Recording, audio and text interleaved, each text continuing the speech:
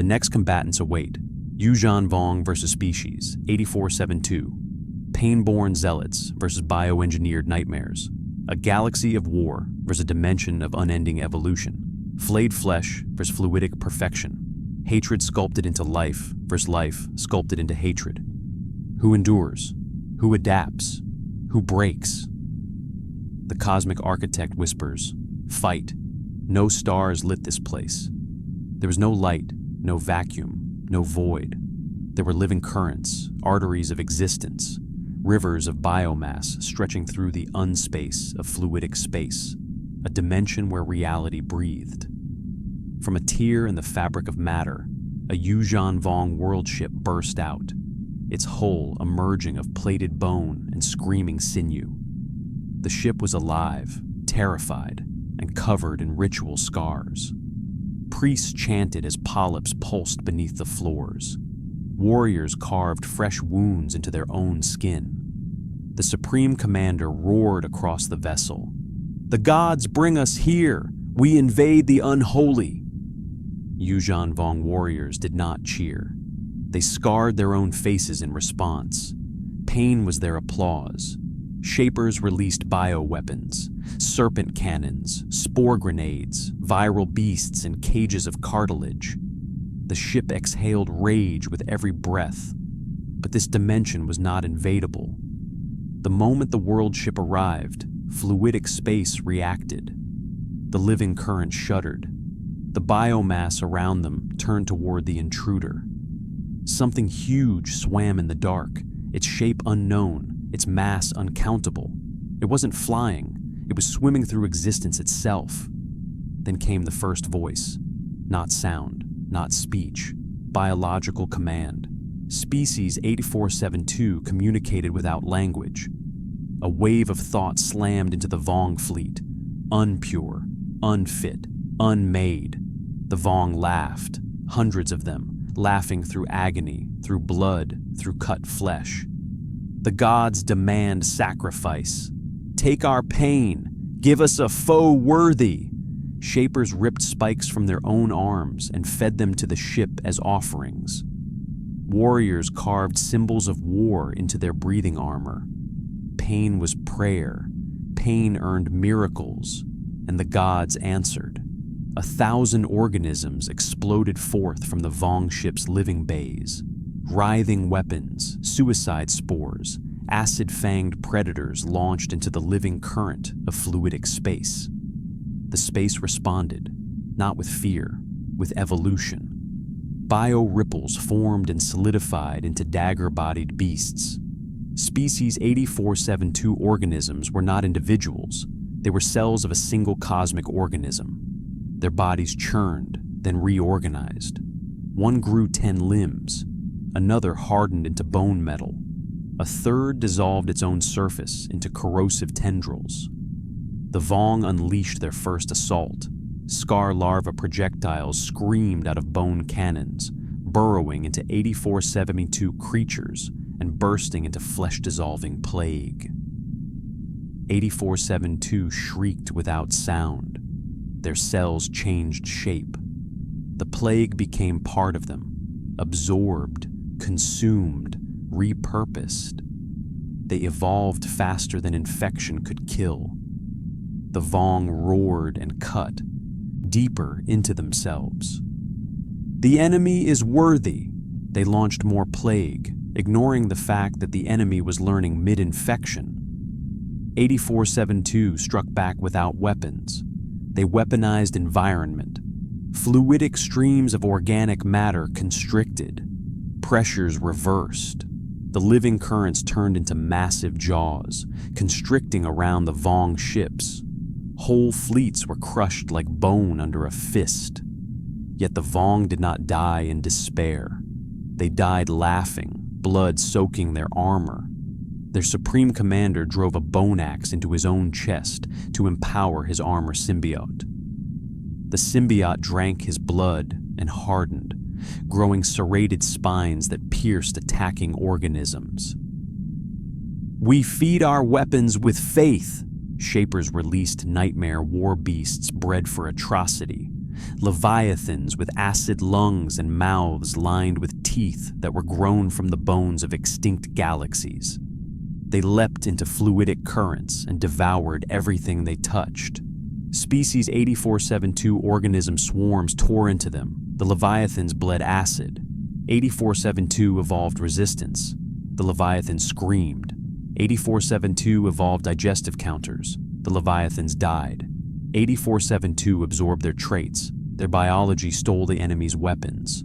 The Vong cheered harder, carving symbols of awe into their own flesh. A priest cried out, "The gods make them stronger. They lift our enemies so we may break them." The whole world ship shuddered. Its flesh bulged. Its bone hull cracked. More beasts burst from its womb chambers. The Vong believed they were winning. They did not understand their mistake. Species 8472 wasn't adapting to survive. They were adapting to consume them. Some Vong warriors began to see it. A shaper screamed as 8472 organisms devoured the corpse of a fallen Vong, and the creature's skin grew ritual scars. Captured pain became evolution. The enemy wasn't just absorbing biology, they were absorbing belief. Yuzhan Vong bioweapons infected 8472. 8472 became Vong bioweapons. The Supreme Commander bellowed in ecstasy, "This battle gives us gods." He didn't realize the truth. They weren't creating gods. They were being eaten by one. Fluidic space pulsed. 8472 advanced. The Vong screamed chant and agony. The universe had only begun tasting their pain. The Yuzhan Vong world ship screamed. Not the crew. The ship screamed. Its walls pulsed like arteries. Veins ruptured under internal pressure. The biomass bulged violently, birthing more weapons than its organs were designed to produce. Shapers sliced open the living walls with ritual blades, blood spraying over them like sacred baptism. More beasts, more pain, the ship obeyed. It obeyed because it feared. Yuzhan Vong did not believe their technology was alive. They believed it suffered. Weapons were slaves, and slaves bled harder when terrified. The ship pumped out titanic slayer organisms, hulking creatures armored in living coral plating, carrying spiked limbs engineered for rending suns. They were rage incarnate, bred to die screaming at the gods. They leapt into fluidic space, only to be crushed from the inside. 8472 organisms latched onto them like parasites, drilling tendrils into their flesh. They drank genetic memory from the war beasts and mutated mid-feast. One sprouted limbs like serrated coral. Another grew acid sacs from its throat. A third excreted spores of ritualistic scent it had stolen. A Vong priest gasped in awe, blood streaming down his carved lips. "They steal our prayers," he trembled. "They steal our worship." 8472 didn't just absorb DNA, they absorbed meaning. Their bodies grew ritual scars, swelling with pain-made purpose. Each new scar pulsed with a stolen philosophy. Pain grants strength. Pain is devotion. Pain is truth. 8472 creatures bled by choice, cutting into themselves to evolve. Their biology turned Vong doctrine into adaptation ritual. A creature sliced open its own chest to expose its organs to corrosive spores, and its organs hardened into iron-like muscle. The Vong should have felt terror. They felt holy jealousy. Warriors began cutting deeper, as if competing with the enemy to prove greater devotion. They carved their faces to ribbons. They tore chunks of their own skin to empower their armor symbiotes. The floor ran with blood. The Shapers screamed, "The gods enter the beasts! The gods demand we suffer harder!" Pain worship escalated into frenzy. The world ship shook. 8472 closed in. Fluidic space churned like a stomach digesting an ulcer. vast tentacular rivers of semi-organic matter constricted around the Vong fleet, crushing world ships one by one. Those ships vomited bioacid blasts and explosive fungal spores in desperate retaliation. The spores spread through the environment, and 8472 absorbed them. The infection became part of the ecosystem, adding new weaponized pollen nodes to the currents. The universe turned the Vong's plague into airborne razor poisons, slicing into living holes like microscopic knives. World ships bled oceans of pus and ichor. Out of those wounds, new organisms were born. Not Vong, not 8472, but twisted hybrids, unstable things, creatures screaming with voices that belonged to no god.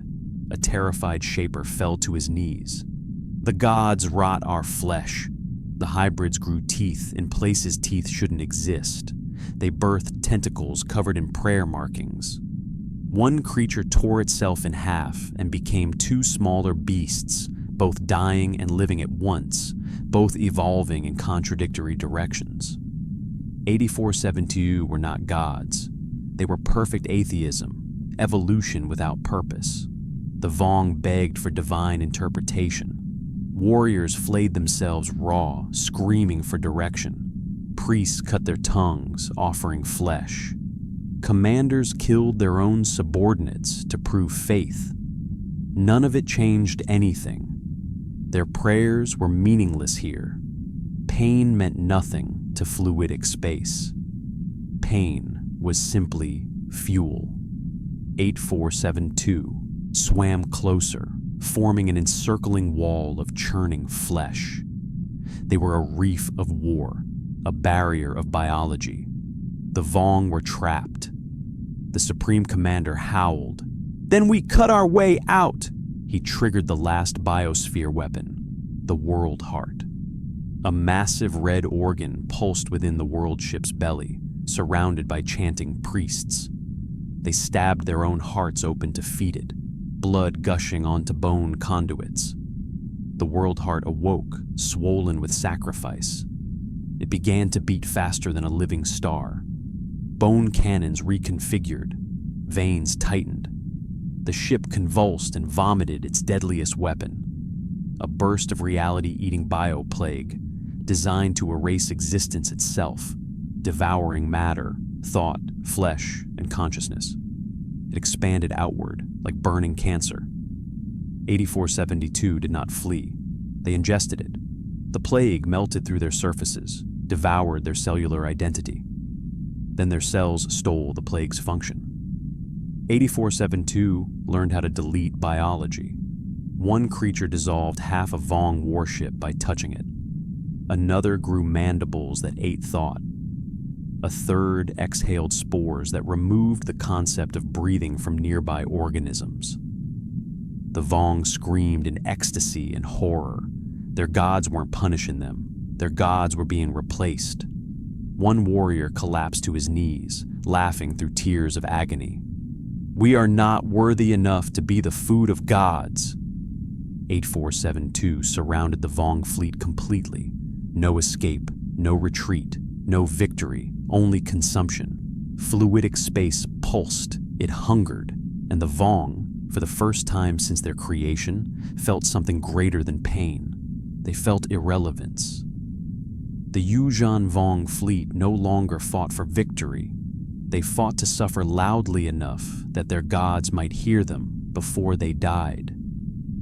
Warriors sliced themselves to fuel their armor symbiotes. Shapers flayed their fingers to feed algorithmic blood to their gene forges. Priests carved sacred runes into their lungs, so every breath became a prayer of agony. They believed this pain was defiance. They believed the gods demanded more. But no god was listening. The only thing listening was a dimension that had no gods at all. A world ship split open under external pressure. The hole cracked like a rib cage. A swarm of 8472 creatures burst inside, crawling through ruptured wounds, devouring corridor walls, fusing with machinery. Warriors met them in hallways awash in blood and bile. Bodies collided. Pain worship collided with evolution. A Yuzhan Vong Slayer elite swung a serpent blade and carved 3 8472 organisms apart. The blade hissed with venom. The organisms screamed silently and died, until they didn't. Their bodies melted together, reforming into a single creature, stronger, covered in evolving plates shaped like Vong ritual scars. It grew a blade grown from its own arm. It struck the warrior down and tore out his spine. The creature learned from death. Pain was not religion here. Pain was data. In the Gene Forge chamber, shapers worked feverishly over vats of boiling organ slurry. They dipped their own fingers into the fluid, letting it eat their flesh so they could commune with it. Their laughter echoed through dripping bone halls. One shaper plunged his entire arm into the vat and screamed until the bone dissolved. His remaining hand pulled a decayed embryo from the fluid. He whispered, weeping, "The gods show us a weapon." The embryo twitched, then burst. 8472 spores exploded out of it, having already adapted to the Vong gene forge. They had infected the weapon before birth. Spores infiltrated the shaper's lungs. They coughed, choking on their own evolving organs. Their airways thickened into new biological shapes, uncontrolled evolution. Their bodies began to grow strange limbs, mouths, exposed bone.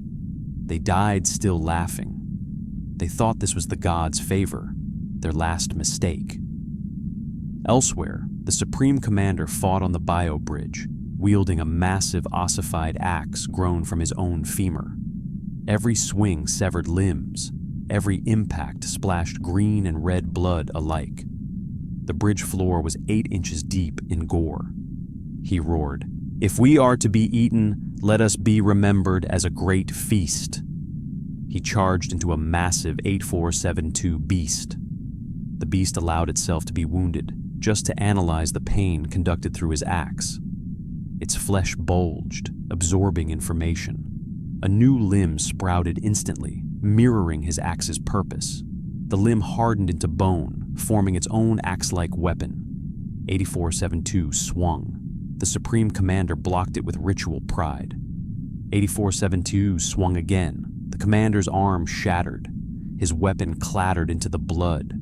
The beast's axe arm shifted, carving spiral scars into itself, replicating Vong ritual marks as it struck again. It was learning their religion to improve its murder. The commander fell to one knee, laughing with tears of joy. "The gods learned through us." 8472 tore him in half. His worship ended mid-laugh. Across the battlefield, species 8472 emitted pulses, not emotion, not speech, not thought. Assimilation via evolution, not like the Borg, not through control, through replacement. Yuzhan Vong flesh began altering itself without command. Armor symbiotes rebelled, twisting into foreign shapes. Implanted parasites turned against their hosts.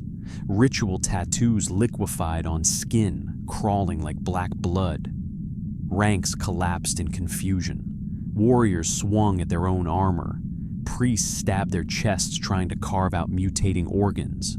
Pain was no longer worship. Pain was no longer controlled. Pain was now an enemy they couldn't influence. The Vong were losing their one identity, the ability to choose suffering. Here, pain belonged to 8472. Here, pain didn't heighten faith or grant communion. Here, pain simply meant death. A lone Vong warship tried to flee.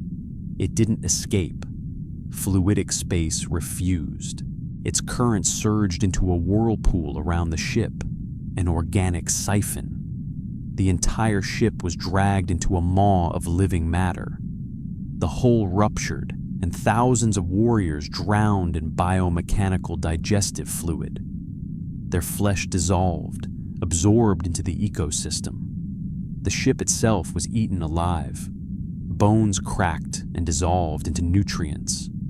The Vong believed their weapons were alive, but here, everything was alive, and everything could be consumed. The remaining warriors realized the truth. There was no winning, no glory, no divine validation, only irrelevance and absorption. One blood-drenched commander screamed, "Then let us die as loudly as we can." Vong ships reoriented inward. They prepared to explode themselves. 8472 swam closer, not to stop them, to eat the explosion. Their cells learned how to endure radiation as the Vong primed their self-destruct organs. Bioreactors throbbed with suicidal power. Shapers carved ignition runes into reactor sacks. They detonated. World ships blew apart in apocalyptic blossoms of acid fire. These were the greatest Yuuzhan Vong sacrifices ever made. 8472 consumed them. Their cells recorded radiation. Their cells fed on genocide. The suicide was meaningless. The Vong had no weapon that fluidic space could not devour. They had brought pain. They had brought war. They had brought their gods. 8472 ate them all and evolved. There were no more fleets, only floating bone husks, ruptured organs the size of starships, and drifting mists of liquefied warriors. Fluidic space churned with harvested DNA like a boiling sea of forgotten identities. On the edges of this biomechanical hell, the few surviving Yuuzhan Vong clung to the remains of their shattered world ships, crawling across dripping cartilage and exposed nerve tissue as if escaping a sinking corpse. They didn't fight anymore. They prayed, not for victory, for acknowledgement, for a sign that their suffering mattered, but their gods were silent, or dead, or were never there to begin with. A lone priest, face carved so deeply his jawbone was exposed, stood atop a collapsing rib-like spire. His voice scraped through a mutilated throat. "Domain Quad, Domain Shy, all who suffer, witness the end."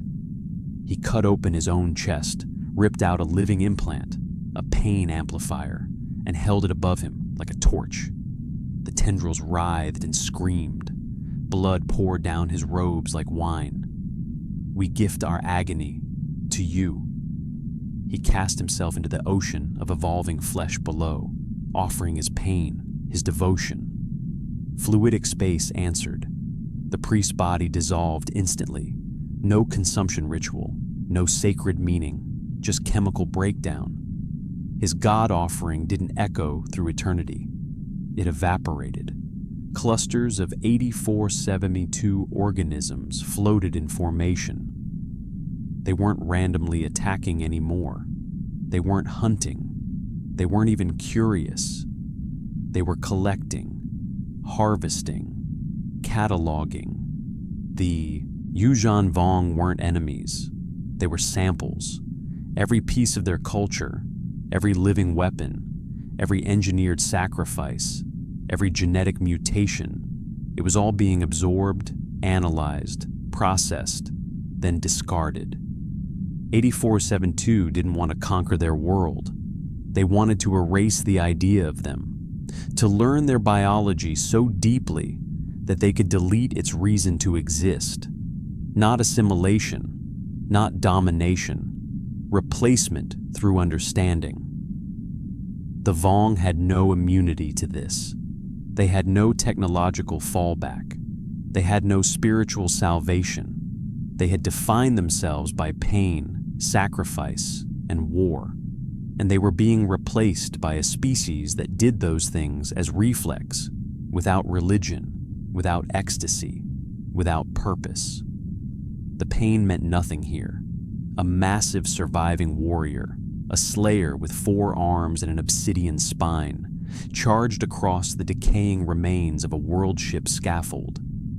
His weapons were fused to his arms, living blades screaming for slaughter. He leapt off the collapsing structure, toward a cluster of 8472 beasts. He didn't strike the creatures. They tore his weapons from him before he landed. The implanted symbiotes panicked, detached from his arms, and fled into the fluid. His own flesh retreated from his bones, dissolving in agony as his symbiotes chose evolution over loyalty. He swung his empty fists, but bone cracked and his limbs melted like wax. Still he screamed, forcing himself forward with exposed tendons dragging across the flesh sea. For pain! The creature studied him calmly, feeding on his own bodily breakdown. He wasn't a warrior. He was nutrient-rich agony. 8472 fed on him as his voice dissolved into gore. Inside the last intact world-ship core, the highest-ranking members of the Shaper caste gathered around a colossal bioengine called the Purifier Matrix. Its tendrils were woven from bone and nerve bundles thicker than trees. Demiurgic sigils throbbed across its pulsating plates, and vats of unborn weapons were suspended like cocoons around it. Shamans bled into conduits, giving life force to the Matrix. A Shaper Archon screamed over the roar of growing tissue. "We will overwrite them, rewrite our flesh, remake our gods." She plunged her mutilated fingers into the interface, shredding her own hand to merge with the machine. The Purifier Matrix absorbed every part of her: flesh, bone, memory, identity. It shrieked as it consumed her. The vessel around them convulsed violently.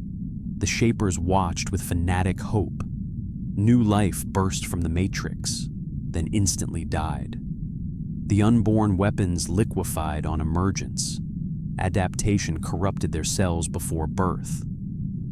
8472 had already hijacked the building blocks of Yuuzhan Vong biology. Their species could no longer reproduce themselves in war form. Their biotechnology was now sterile in the face of true evolution. Their entire civilization, built on genetic warfare, was rendered obsolete. One Shaper whispered in horror, "The gods do not answer us." Another answered, "The gods are being eaten." The Purifier Matrix imploded, crushing the Shapers into a collapsing cavity of bone. Their culture died screaming under the weight of its final failure. The last Yuuzhan Vong warship attempted a desperate maneuver. It expelled its crew into space, hoping their death agony would feed the ship's biolife engine, accelerating it toward a ramming strike.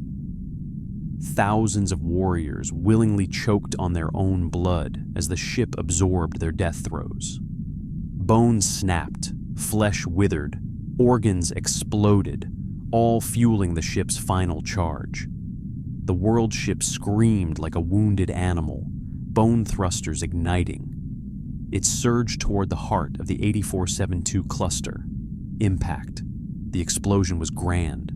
Vong ritual detonations sent shockwaves of organic fire through every fluid channel, ripping apart hundreds of 8472 organisms, turning living tissue into fracturing crystal remnants.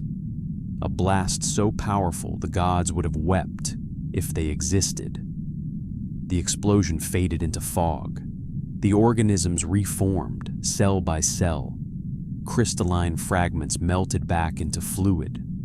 They reconstructed themselves, using the Vong's own death energy as a learning pattern.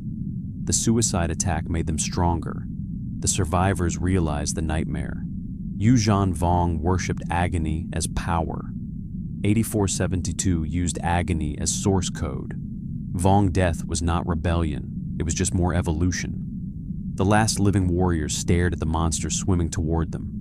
They had no weapons left, no gods left, no ideology left. Their final emotion was not agony, it was insignificance. 8472 closed in. No screams, no honor, just consumption. And then there was nothing left. The Yuuzhan Vong ceased to exist. Their pain was not remembered, it was digested. The last ripples of dying flesh quieted. No Yuuzhan Vong vessels floated. No warriors remained, no weapons, no gods, no genetic engines. All that was left were faint mineral traces drifting like dissolved relics in an endless ocean of living evolution. Fluidic space returned to stillness, not peace, survival. Nebula-like blooms of adaptive biomass drifted, glowing with stolen biology. The forms of Yuuzhan Vong weapons existed faintly within them, not as tools of war, but as biological memory, absorbed coding, useless without context. Their greatest weapons had become genetic footnotes. Species 8472 pulsed through the dimension, converging in fractal spirals as if acknowledging a completed task. But there was no celebration, no triumph. Victory here was not emotional. It was simply what happens when evolution continues. A pulse ran through fluidic space, communication without language. Their message was simple: another threat has passed. The absence of the Yuuzhan Vong didn't empower 8472 with pride. It merely removed inefficiency. It reduced noise.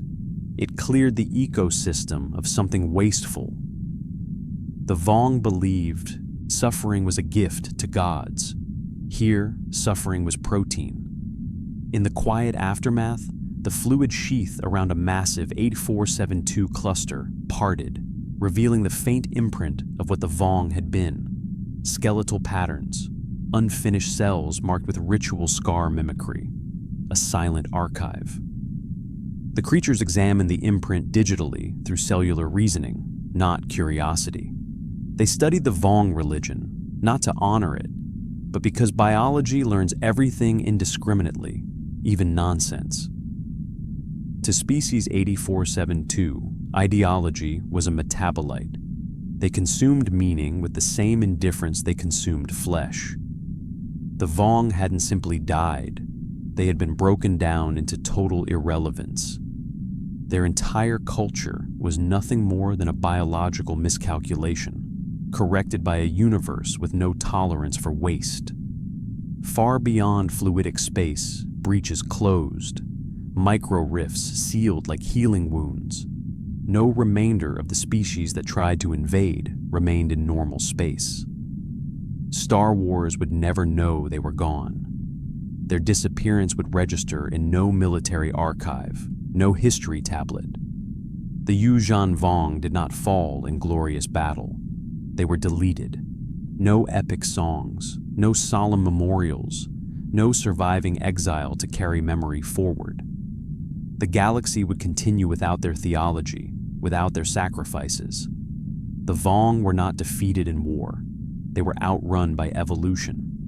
Across the cosmic divide, the being overseeing the multiversal conflict, the architect, observed without eyes or form.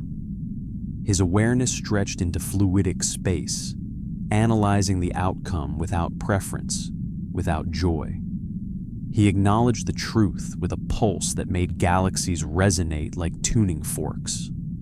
Star Wars claims the first victory, not out of brilliance, not out of morality, not out of strategy, simply because Star Trek evolved beyond the need to interfere. The Vong never entered the Trek galaxy. They never mattered to it. Their demise happened without interaction. Star Wars won by entropy. On the Star Wars side, a ripple of awareness spread through the Force. Jedi meditated. Sith shivered. Neither side saw clearly, but they sensed something monstrous perishing beyond their universe. A violent culture of pain had been extinguished. Not by the Force, but by something with no concept of destiny. The Jedi thought it was balance. The Sith thought it was cleansing. Both were wrong. The Force wasn't responsible. Evolution was. In the Trek universe, no one noticed. No starship measured a cosmic shift. No scientist recorded disappearing matter. No admiral dispatched a reconnaissance vessel. The Yuuzhan Vong had no legacy here. Their death meant nothing. And that was the worst fate any warrior culture could suffer. Not defeat. Irrelevance. Fluidic space pulsed once more. Species 8472 returned deeper into their dimension, unconcerned with conquests, uninterested in other realities. They fed, evolved, waited for the next intrusion. They were not predators, not invaders, not conquerors. They were inevitability. The Yuuzhan Vong had begged their gods to test them. Species 8472 had tested them by existing. The test killed them, and then it forgot them. Across cosmic boundaries, the architect acknowledged this first outcome. Star Trek, 6. Star Wars, 3. The score began not with morality or heroism, but with disappearance. The next battle would not be won through extinction. It would be won through strategy. The architect's whisper spread like gravitational decay. Let knowledge clash with knowledge. And the next warrior stirred. The architect's decree rippled across realities, not as a command, but as a summons. It was not pain that echoed now, nor evolution. It was strategy, calculation, war born from precision. Across the multiverse rift, two civilizations awakened to the call. Not warriors consumed by religion, not beasts guided by biology. These were cultures built to win wars before they began. In the unknown regions, the Chiss ascendancy rose in blue silhouettes beneath the glow of frigid stars. Their strategy rooms lit like cold nebulae. Senior tacticians arranged holographic models with elegant, silent movements. No fear, no ritual, only analysis. The aristocra spoke in unified resolution. No victory is won through brute force. We will choose how they lose. Their ship activated stealth fields, silent, sleek dagger shapes of deep sapphire metal. Calculations projected countless predicted outcomes. The Chiss specialized in preemptive warfare, striking before a threat became war. Their target was chosen. A galaxy away, growing like a tumor of obedience, the Dominion assembled in the Gamma Quadrant. There was no council, no debate, just a single command passed from Founder to Vorta, and from Vorta to Jem'Hadar. Destroy the enemy. Cloned soldiers raised their Ketracel white tubes in wordless salute. Their bodies twitched with pre-engineered aggression. They did not ask who the Chiss were. They did not care. Obedience was purity. Victory was existence. There was no culture to preserve. There was only purpose. The Chiss deployed first, hundreds of silent phantoms slipping into the Gamma Quadrant through secret corridors known only to navigators entrusted with the mythical third sight. Their navigators, gifted with premonition like spatial intuition, charted the invisible paths between stars. Ships entered without war signatures, without announcements, without identity. In Dominion space, probes detected movement, not ships, not signals, absence. Jem'Hadar firsts barked their orders. Dreadnoughts adjusted course, banking toward the unknown void. Their weapons hummed with violet rage. Their hulls shuddered from lack of fear. Dominion scanners swelled with data. The Chiss allowed exactly enough information to leak, just enough to provoke pursuit, to shape the incoming battle as they desired. A Chiss fleet officer whispered through icy calm.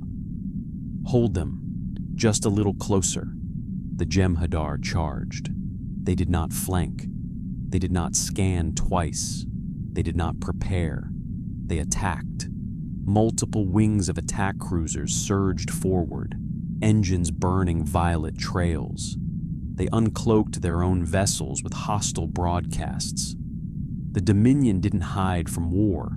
They demanded it face them. The Chiss commander watched on a silent bridge. No panic, no intensity, simply observation. Every Dominion movement was exactly as predicted. The Chiss Ascendancy knew their opponent before the first shot was fired. The commander raised a hand. Now, Chiss weaponry lit the void, not in chaotic volleys, but in precise surgical strikes. Ion cascades crippling propulsion, plasma shards severing shields, sonic gravitons targeting hull seams, splitting ships into dead metal husks. Each shot had a purpose. Each kill had a reason. Tactics were not reactions. Tactics were prophecy. The first wave of Jem'Hadar ships ruptured without ever locating targets. Their hulls turned into expanding blossoms of burning alloy. In the debris, dying troops still attempted to shout victory mantras, choking as vacuum claimed their lungs. But the Dominion did not retreat. They adapted, not biologically, not spiritually, but strategically, and instantly. A Vorta overseer issued orders with venom-smooth certainty. Do not chase ghosts. Stop firing. Stop moving. Make them come to us. The Jem'Hadar froze. Every ship powered down, running silent. In an instant, they became unreadable. Not dumb berserkers, trained predators. They hadn't been outmaneuvered. They'd been taught. The Chiss battle plan had anticipated pursuit. Instead, the Dominion waited. The Chiss bridge went silent. The Dominion waited longer, in total stillness. No human, no Chiss, no Klingon could have sustained that patience. It wasn't tactical discipline. It was engineered obedience.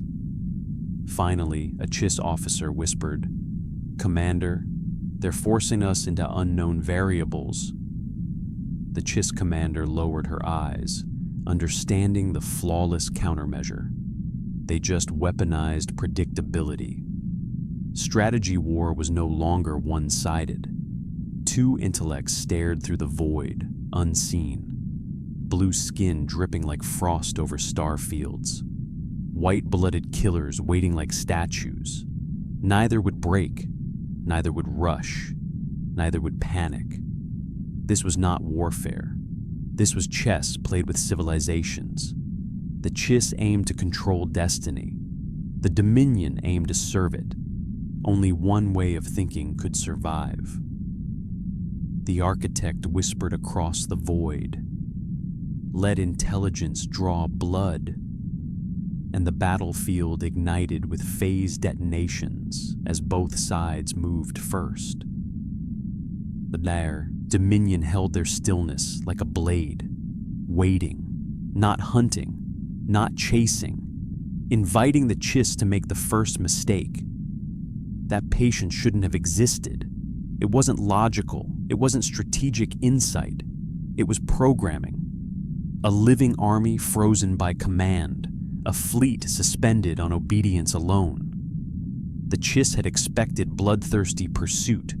They had predicted zealotry, hunger, aggression. Instead, they found statues. Unpredictable statues. A fleet that did nothing. The Chiss commander narrowed her eyes. In the face of motionless enemy discipline, even brilliant strategy became risky. All their predictions, beautiful patterns, elegant ambush webs, became useless the moment the Dominion refused to move. The Chiss had prepared to outthink monsters. Instead, they were forced to outthink a mirror. The Dominion remained silent. Jem'Hadar sat in their ready chairs, helmets locked, breathing shallow. They did not scratch. They did not blink. They did not speak. Their muscles pulsed only to keep blood pumping, like machinery pumping coolant. A first stood on the bridge of the lead battleship. "Hold position," he whispered. The entire fleet held. "Do not fire. No weapons discharged. Do not advance." Engines remained cold. If they starved waiting. If they suffocated unmoving. That was obedience. That was purity. One founder's order could freeze an entire war. The Chiss had the opposite problem. They were too alive. Voices whispered in the dark bridge, low, but tight with tension. What are they waiting for? Why do they not attack? Are we being lured? The commander silenced them with one raised hand. We will not be pushed into revelation. We wait as they wait. But time eroded confidence. The Dominion could wait until the Chiss engines ran dry, until their coolant systems failed, until the unknown region's navigator's sight withered with cognitive fatigue. Waiting was the Jem'Hadar weapon. It was suffocation without firing a single shot. So the Chiss rewrote their plan. The commander issued a single sentence: scan the silence. Sensor crews activated algorithms not meant for tracking engines or targeting hulls, but for detecting microscopic changes in space, micro-reverberations, tiny impulses in subspace created not by movement, but by restraint. Stillness was not absence. Stillness created a specific frequency of suspended energy. Warships suppressing reactors to minimum levels still released signature micropressure, like a breath held too long. Chiss sensors found it, a constellation of hidden power signatures, an entire Dominion formation camouflaged by obedience. The commander smiled thinly. So that is your trick. They had found the Dominion's patience. Now they would weaponize it. Orders were given with surgical precision. Engage electromagnetic inversion. Chiss frigates emitted a cascading pulse, silent, invisible, non-destructive. A tactic not designed to kill, but to mislead. The pulse distorted every readout in the region, creating thousands of false reactor signatures. It was a mirror of the Dominion's tactic, flooding space with fabricated stillness frequencies. Dominion sensors lit up with targets that didn't exist. A Jem'Hadar first stared into his scanners. There are countless enemies. The Vorta commander frowned, uncertain. This is a trick. Yes, the first answered. Then we must respond with truth. He gave the command the Dominion refused to give earlier. Advance. Obedience uncoiled like a released animal.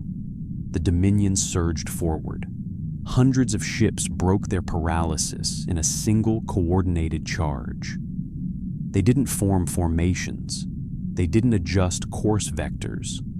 They moved in a straight line, like a launched spear. But the Chiss wanted that. They had manipulated the Dominion into movement. Movement destroyed their camouflage. Movement exposed their positioning. Movement revealed patterns. The Chiss commander whispered, "Now paint them." Chiss ships began firing, not wildly, not reactively, but at exact vectors the Dominion had to pass through, not targeting them, intercepting them with pre-calculated death paths. Plasma arcs, ionized torpedoes, concussive bursts. Every shot landed where the Jem'Hadar were going to be, not where they were. Dominion ships flew directly into killing fire. First one, then dozens, then hundreds. Jem'Hadar vessels ruptured into violet flames, splitting apart like ceramic shattering in fire. Still no calls for retreat, still no panic. They just kept coming, burning, dying, ripping apart, obeying, dying in obedience. The Dominion finally broke into range. They fired. Turbo laser clusters and phased polaron beams pierced into Chiss hulls with monstrous accuracy. Chiss stealth plating melted.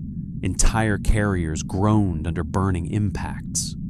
The Jem'Hadar shouted their engineered mantra through their comms. Victory is life. Thousands died mid-chant as their ships exploded. Victory is... They died obedient, and the Chiss commander gave a chilling whisper. Take their victory from them. Chiss ships muted all combat broadcasts. They denied the Dominion the death cry. The Jem'Hadar had never gone silent in battle. Silence took their purpose. A Jem'Hadar first screamed into mute comms, unheard. "We cannot be silenced." A Chiss rail shot punctured his ship. Silence answered. This was no longer war. It was a war of meanings. The Chiss demanded control over strategy. The Dominion demanded control over obedience. Only one could decide how the other died, and both believed they had the answer. Weapons flared, engines roared, strategies collided. Victory would not belong to whoever killed the most ships. Victory would belong to whoever controlled the reason behind death. The architect whispered, "Let purpose consume purpose." The void between the fleets ignited like a furnace, not from pure fire, but purpose. There was nothing chaotic left. Every action from both sides had context, intention. The Dominion pushed forward, bleeding ships with no hesitation, crashing through death like a blade carving through its own wielder. Every Jem'Hadar died with no fear, no strategy of retreat, only the algorithm of obedience. The Chiss answered with cold geometry. Their weapons struck not with emotion or desperation, but with measured intervals. They destroyed ships exactly as they predicted they would move, exactly where mathematical inevitability demanded they die. There were no surprises now, no tricks left, just two truths screaming at each other across space. Obey, control. One side lived on command, the other lived on calculation. Only one could outlast the other. A Dominion dreadnought broke through the barrage, burning alive. Hull plates melted like candle wax. Engines bled antimatter plasma through cracks. Jem'Hadar soldiers chanted on every channel, even as decompression ripped their voices into static. "Victory is lie." The transmission cut as their lungs froze in vacuum. The dreadnought rammed directly into a Chiss battle cruiser. The collision crushed the ship like a tin can before the dreadnought detonated, turning both vessels into blooming starfire. Thousands died in a single suicidal act. The Chiss bridge shook violently. Sparks fell like molten snow across consoles. Officers grabbed railings, staring at the remains of their own ship floating outside. Massive chunks of blue metal spinning silently into the void. The commander stood unmoving. She didn't mourn the dead. She calculated what their deaths meant. Record their sacrifice. We learn, not grieve. Her voice was colder than space. Across the Dominion fleet, the Vorta overseer watched the devastation with a motionless disdain. His orders were not charged with passion, but irritation. "These ship losses are inefficient." The Jem'Hadar first standing beside him snarled, "Losses are irrelevant. Victory is life." The Vorta turned sharply, eyes narrowed. "Victory is output. We do not waste if we can calculate." But the Jem'Hadar weren't taught to calculate. Their purpose did not permit logic.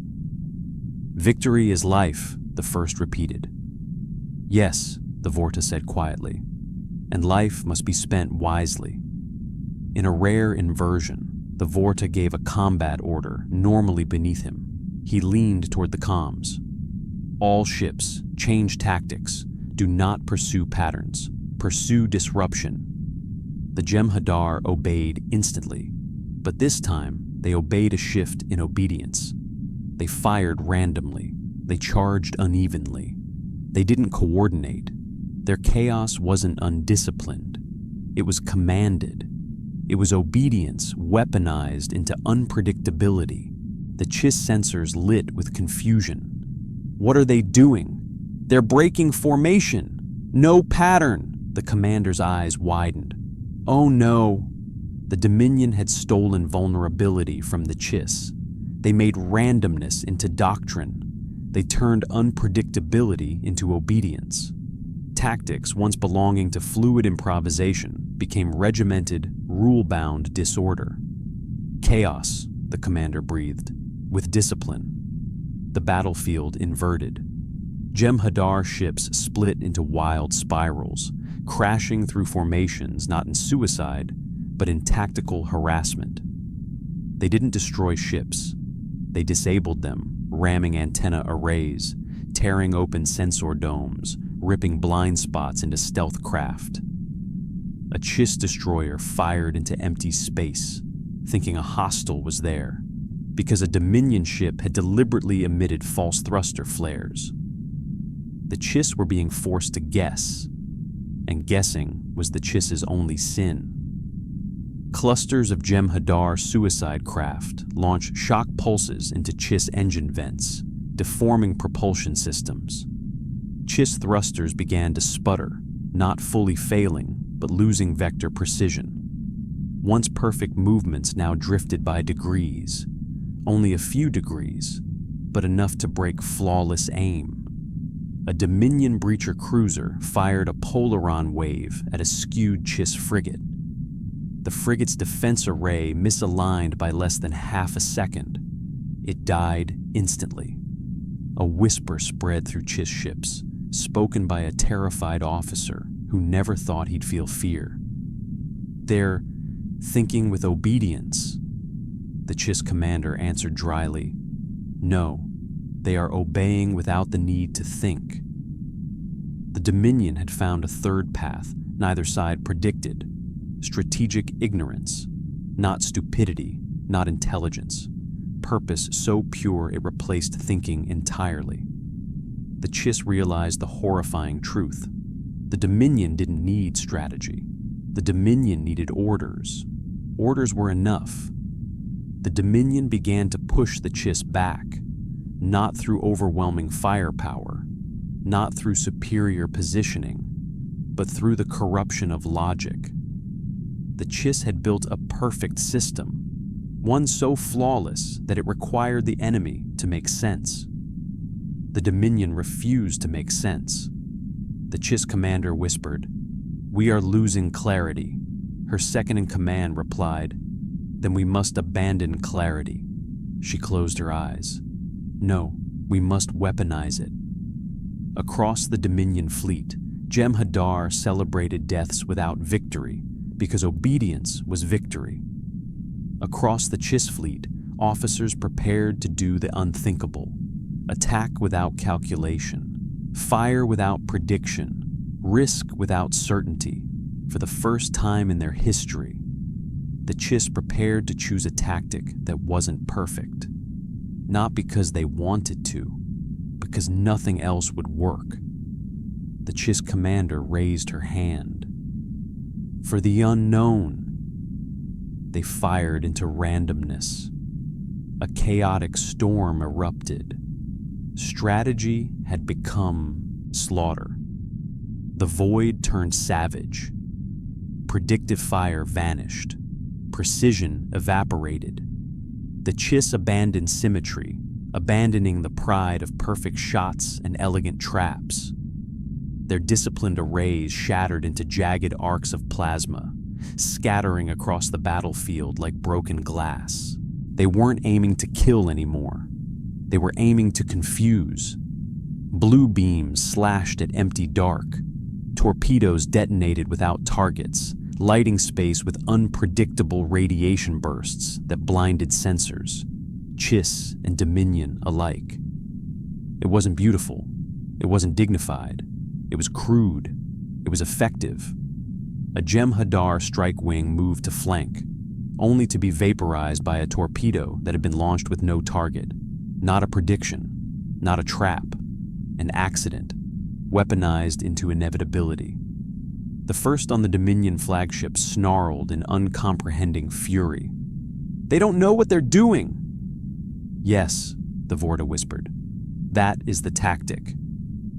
Chaos wasn't a lack of strategy anymore. Chaos was a shared weapon. The Chiss commander braced herself as the bridge shook violently from nearby blasts. She didn't look shaken. She looked calculating the breakdown. "Do not refine your aim," she ordered. Her officers hesitated. Centuries of military doctrine rebelled in their blood. "But Commander, control is predictable," she snapped. "We will control nothing." For the Chiss, that wasn't defiance. It was sacrilege turned into survival. Her ship fired again, not at a target, but at nowhere. A random barrage of sonic graviton mines exploded around the vessel. In that chaotic field, a Dominion frigate approached too close, its hull tearing apart under unpredictable gravitational shear. The bridge turned coldly triumphant. One officer whispered, "We are learning wrong on purpose." The commander corrected him. "We are learning to stop being perfect." The Dominion didn't break. No panic, no confusion, no emotion. They adapted again. The Vorta gave his next order without hesitation. "All ships, cease firing." Weapons powered down. The Jem'Hadar didn't question. They didn't need explanation. Immediately, the battlefield transformed. The Chiss unleashed chaos, and chaos without opposition becomes noise. Their reckless volleys lost meaning without counters. Random firepower radiated outward with no tension to twist against. Predictive sabotage required something to push against. The Dominion had removed the wall. The battlefield fell eerily quiet again. Stillness returned. The Chiss had overcome perfection only to meet pure nothingness. And nothingness was a tactic the Dominion could repeat infinitely. It wasn't strategy. It was anti-strategy. The Chiss commander realized the horror. They are forcing us to waste ourselves. If the Chiss kept firing without purpose, their ammunition would deplete. Their coolant reserves would run dry. Engines would destabilize. They would die without a single decisive blow struck against them, trapped by their own gambit. The commander whispered, "They are waiting for us to stop making mistakes." A Dominion weapon, endless patience. A Chiss weakness, limited resources. But patience, like logic, can be broken. The commander leaned forward, eyes narrowing. "What are we missing?" She stared at Dominion vessels, tall, rigid, shimmering like statues of violence. And suddenly she laughed softly. "Of course, they need obedience to function. They need orders. Without orders, they are nothing. Not stillness, not strategy, dependency. The Dominion depended on the existence of a commander. Remove the Vorta, or first, the entire fleet becomes reactionless, mindless, sitting targets. The Chiss didn't need to destroy the Dominion ships. They needed to decapitate leadership. "Prepare sharp-shot torpedoes," she ordered. "Target bridges, not hulls." The bridge crew obeyed, not by training, but by trust. Across the fleet, targeting arrays shifted, not toward engines, not toward reactor cores, but toward command towers, shielded nodes, and communication centers where orders flowed. Dominion sensors blinked in confusion. This wasn't chaos. This wasn't precision. It was murder of hierarchy. The Dominion Vorta realized the trap. "Protect command bridges." But Jem'Hadar did not react immediately. They waited for the formal phrasing of orders. They waited for exact words. That moment of delay, less than 2 seconds, was fatal. The Chiss fired. Sharp-shot torpedoes pierced like needles, bypassing armor, tunneling with microscopic precision through cracks in plating, designed to protect against large-scale impacts. One torpedo hit the flagship, then another. The bridge exploded with ultraviolet fire. The Vorta's scream cut through comms before disintegrating. On every Dominion ship, the same instant of horror echoed, a single moment of silence. Then, confusion. The Jem'Hadar had no leader to obey. Their eyes darted, their jaws clenched. They growled, panicked, not from fear. Fear was nothing to them, but because disobedience was a void they could not tolerate. The Dominion fleet faltered, not because of casualties, because they lacked instruction. Chiss guns fired again, bridges burst, command nodes vaporized. The Dominion's strength, obedience, became paralysis. For the first time, Jem'Hadar hesitated. In hesitation, they were killable. A Chiss officer whispered reverently, "We have found their weakness." "No," the commander replied coldly. "We have found what makes them fragile." Her eyes gleamed. "Now we break them." Her fleet prepared for the decisive strike, not against ships, not against soldiers, against leaders. The Dominion wasn't losing a war. It was losing its voice. Silence was becoming death. The Dominion fleet was silent. For the first time in their existence, Jem'Hadar soldiers stared at their consoles, engines humming, weapons primed, yet unmoving. Not because they feared retaliation, not because they were tactically cornered, but because they lacked a voice. Their philosophy had always been simple. Victory is life. Victory came from obedience. Obedience required a commander.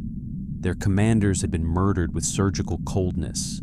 The principal had been assassinated. Without orders, victory could not exist, and so neither could life. The Chiss ascendancy advanced with no cheers, no fanfare. Silent blue ships glided like knives through a corpse garden. There was no beauty in it, no pride. It was systematic execution. Sharp-shot torpedoes streaked through void, each one programmed to ignore hull signatures and hunt only command nodes. Jem'Hadar vessels that had once charged like savage war animals now drifted helplessly, casualties to philosophical warfare more than firepower.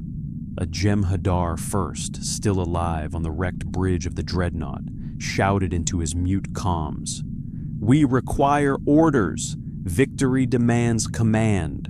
His voice bounced back to him. No Vorta responded. The founders were unreachable. His men stared at him with twitching muscles and trembling breaths. He was a leader with no orders to give. He was a voice forbidden to speak. He trembled, not in fear, but from rage at the void he could not fill. "We are alive. We must fight."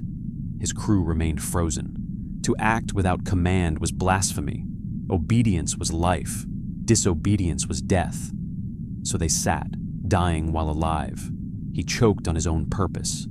"I command you," his voice cracked, "but I cannot."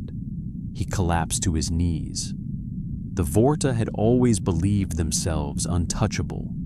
They were diplomats of tyranny, safe behind rank and subservience. But the Chiss didn't kill for revenge. They didn't kill for pleasure. They killed because a variable required removal. Every Vorta bridge became an execution chamber. Ultraviolet flames swallowed cloned flesh in perfect silence. Their screams didn't echo through space. They were killed so thoroughly that their purpose died with them. One after another, faction leaders became corpses. Without voices, the Dominion was nothing. Even their fury could not break obedience. Some Jem'Hadar smashed their heads against consoles attempting to force instinct over programming. Some tore at their armor, screaming for orders. Others knelt, fists clenched, fighting the need to wait until their bodies simply gave out. Trained killers collapsing from lack of instruction. The Chiss commander watched in cold silence. "End them." Chiss vessels fired low-yield detonations, designed not to burn, but to erase. Dominion ships fell apart like paper set on wind. Their crews died staring ahead, waiting for a command that would never come. No battle cry, no resistance, just execution. The Chiss victory was complete, not won through perfect tactics, not through superior weaponry, won through the destruction of a belief system. A military that required hierarchy died once hierarchy did. A civilization designed to obey died once obedience became impossible. The Dominion died, unspectacularly. No rage, no prayer, no surrender, just the last silence of a species that couldn't speak for itself. Across the cosmic divide, the architect observed.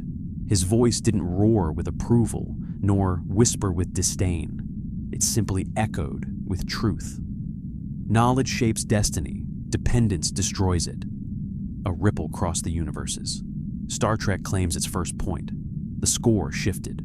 Star Trek 7. Star Wars 3. Balance returned, not through mercy, through annihilation of purpose. New players stirred, not soldiers of agony, not servants of obedience. Now intellect would face faith. He raised his arm like a cosmic conductor. Next, let belief challenge logic. The galaxy trembled. The next confrontation would not be a war of ships, but of thought and power. The architect tore open space like a page ripped from existence. Between two universes formed a battlefield of impossible geometry. Two pulsing neutron stars locked in orbit, blazing like twin suns devouring each other. Their gravity ripped the void into spiraling ribbons of energy.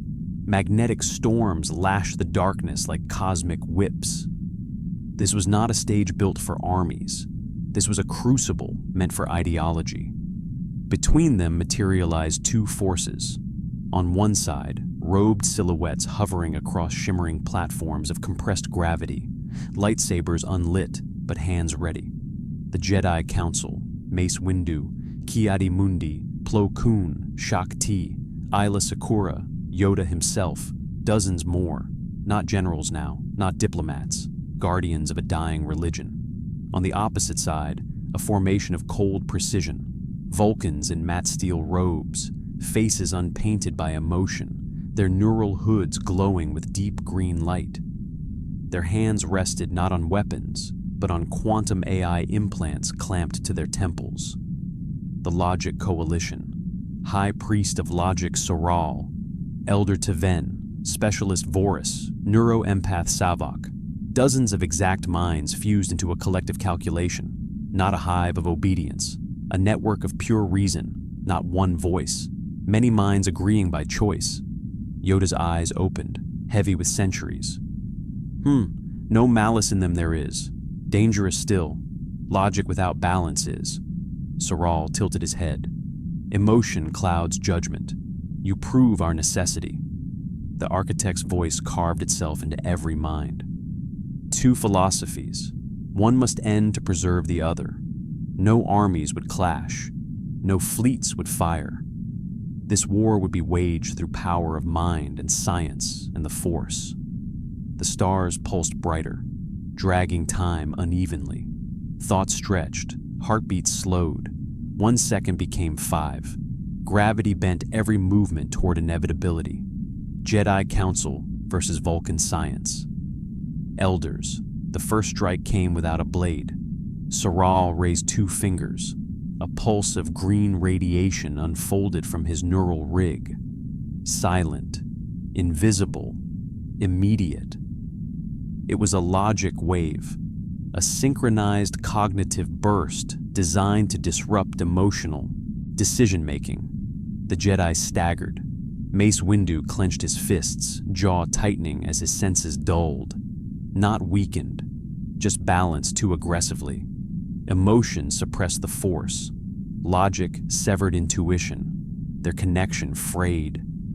Windu snarled, feeling his mind crack like glass forced into symmetry. "What have you done?" Soral did not blink. "We removed your bias. Without it, the Force loses complexity." Aayla Secura gasped. Her lightsaber flickered uncontrollably. as if confused. Shakti dropped to one knee. Yoda's eyes shuddered, as if a storm raged through his vision. Disrupting the mind, unnatural, your logic is. Correction, Saral answered calmly. Our logic is precise, the Jedi responded. Yoda raised his cane, and the Force rippled like living stormwater. Invisible shockwaves slammed outward, bending energy fields, scorching magnetic ropes from the binary stars. Vulcan robes flapped, grav platforms buckled. Yoda whispered through the Force, "Reason without spirit, empty it becomes." The Force answered his conviction. Heart surged, soul burned through logic constraint. Jedi rose again, breath freed, senses sharp as newly forged steel. The Force pushed back against suppression. Emotion returned. Choice returned. The Vulcans recalculated immediately.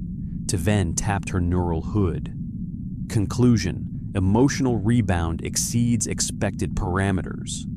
Proceed to stage 2, Saral commanded. The Vulcans activated their implants simultaneously. Their brains synchronized, their minds combined. Vulcan logic braided into a single hypercognitive net. Not slavery, not obedience, voluntary unity through shared truth.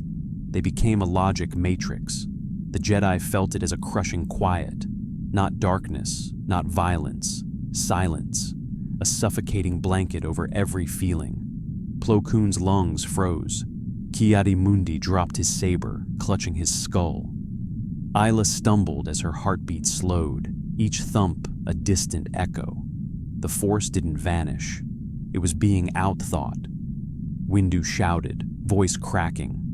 They're building predictive logic against us, anticipating our emotions. The Matrix warped the Force before it manifested. Emotions inspired action. The logic net calculated action before emotion solidified. Jedi intuition was strangled in its cradle. The Vulcans spoke as one. Emotion is inefficient. Peace is absolute logic. Lightsabers flickered helplessly. The Force twisted aimlessly. Yoda felt warmth drain from consciousness. Death by reason alone. Tragic, this is. Then Windu roared. Emotion surged not from meditation, not from calm, but from righteous fury. Vapad ignited in his soul. The purple blade exploded to life, lightning crackling along its edge. He shouted through gritted teeth, "Logic without empathy is corruption." He struck. His blade met a Vulcan energy barrier, but Vapad fed on opposition. It drank the conflict, turned it into strength. His strike shattered the barrier and hurled Saral backward into a grav platform, sparks flying from the neural rig. Logic predicted many things, but Windu's fury wasn't predictable. It was guided, not emotional chaos. Emotion as a tool, not a weakness. Vapad broke the logic wave. The Vulcan matrix recoiled in shock. Yoda rose, eyes blazing. Yes, feel, one must, or nothing, one becomes. Emotion returned to the battlefield, full force. Lightsabers ignited, Vulcans recalculated, the binary stars roared, and the real battle began. Lightsabers flared like new suns. The Vulcans did not retreat, they adapted. Their neural rigs glowed, amplifying thought processes beyond biological limits. Their heartbeat slowed to optimize computation. Their eyes lost individual focus and synchronized, becoming calculation rather than sight. Yoda struck first. His lightsaber spun in a tight emerald helix, its path chaotic to prediction, rippling with instinct.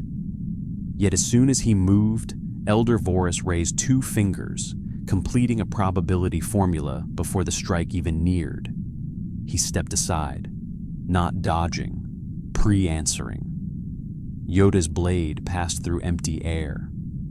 Predicting the unpredictable, he muttered, narrowing his gaze. Troubling, A corridor of Vulcans extended their hands. Without weapons, without violence, only with logic, they bent the gravity around him. The platform under Yoda twisted, becoming a tilted plane. Force-assisted balance faltered as his feet skidded. Ki-Adi-Mundi leaped to aid him, only to be caught mid-jump, suspended between magnetic tides generated by twin neutron stars amplified by Vulcan resonance formulas. His limbs froze, body torqued from conflicting gravitational pulls. He screamed, not in pain, but in involuntary constriction. "Force, slipping, cannot channel," Taven spoke softly.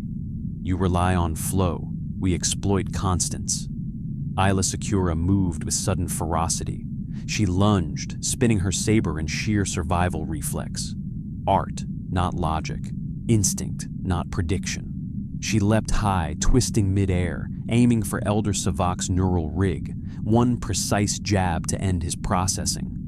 Savac saw her coming, not with fear, not with surprise, with mathematics.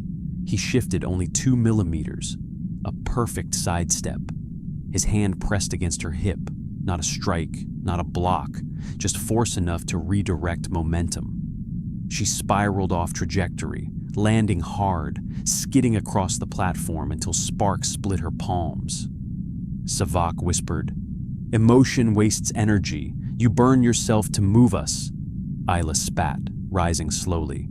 "Feelings give value to purpose, Vulcan." "Value is irrelevant," he replied. Mace Windu did not wait for logic to corner him. His blade carved arcs of violet fury, Vapad vibrating like a living storm. The Vulcans reacted in sequence, each one calculating a fragment of his intent.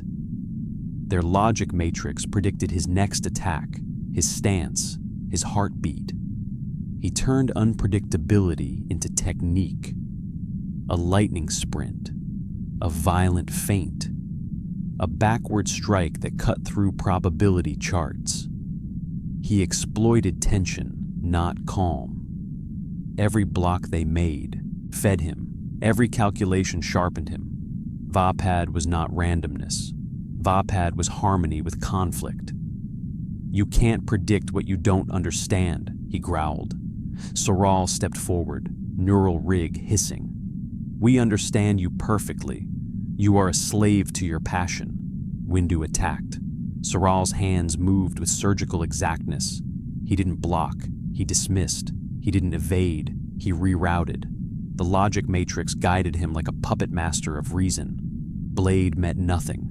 Again, again, again. Windu grew faster, stronger, consuming the fight as fuel. The logic matrix grew colder, tighter, more precise. Windu's voice broke into a snarl. "You're not fighting me. We are solving you," Soral answered. Across the platform, Plo Koon raised both arms, summoning ionized air particles into a crackling storm. Force lightning, not Sith corruption, not hatred, an elemental channel of will. The air exploded into ultraviolet arcs that seared toward the Vulcan ranks. The Vulcans responded with harmonic shielding. A cascade of resonance frequencies rippled like a choir of physics. The lightning hit the barrier and disassembled into harmless radiation. Plo staggered. "What? Electricity is pattern," Taven said. "We remove its pattern." She tapped her neural relay. The lightning rebounded, turned into a feedback pulse that surged toward him. Energy ate its source. The blast flung Plo Koon across the platform, cracking his mask. Electricity danced across his body involuntarily, muscles spasming. His whispered through gritted teeth, "We are not a formula." Yoda had seen enough. He pushed forward, not with weapon, but with understanding. Not with emotion, but with something deeper, balance. He deactivated his saber. All movement around him slowed, not by power, by acceptance. He allowed logic to predict him, allowed calculation to define him, allowed Vulcans to believe they knew him. In that moment, They believed they had mastered him. Soral's eyes widened. "He offers no resistance," Yoda smiled softly. "True mastery is not control.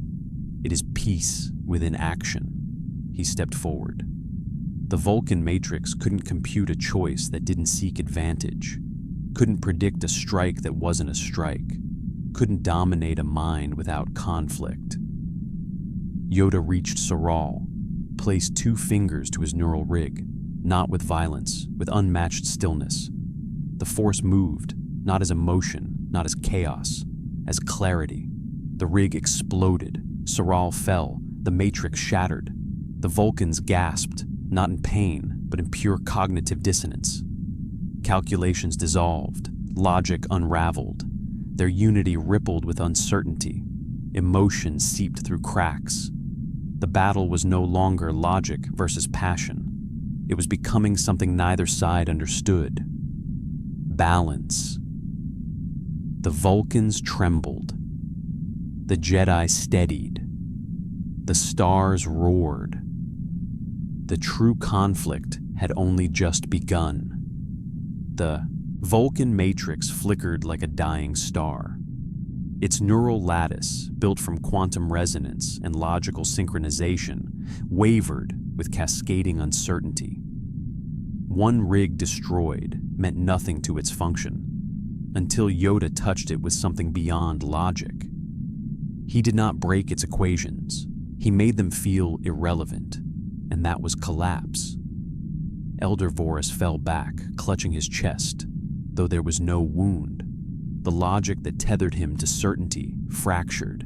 His breath became shallow, unstable. "This sensation," he whispered through shivers. "Is this fear?" Taven stepped to him, gripping his shoulders with clinical steadiness. "You are experiencing unpredictability. Do not assign it emotion." But her voice was tight. Behind them, the remaining elders attempted to relink their neural frequencies. Their calm trembled. Their eyes darted. Logical minds searched for a reason that did not exist in physics. Because Yoda hadn't changed the battle's shape. He had changed their relationship to it. Mace Windu stood tall, breathing slowly, violet blade still ignited. His stance softened. No aggression, no fury. Vapad calmed rather than fed. "You were trying to solve us," he said, "as if we were a machine, as if our actions served a single result." His voice dropped to a cold, deadly whisper. "You will never solve a being that can choose." The Vulcans held their ground, but their precision faltered. Calculations lagged.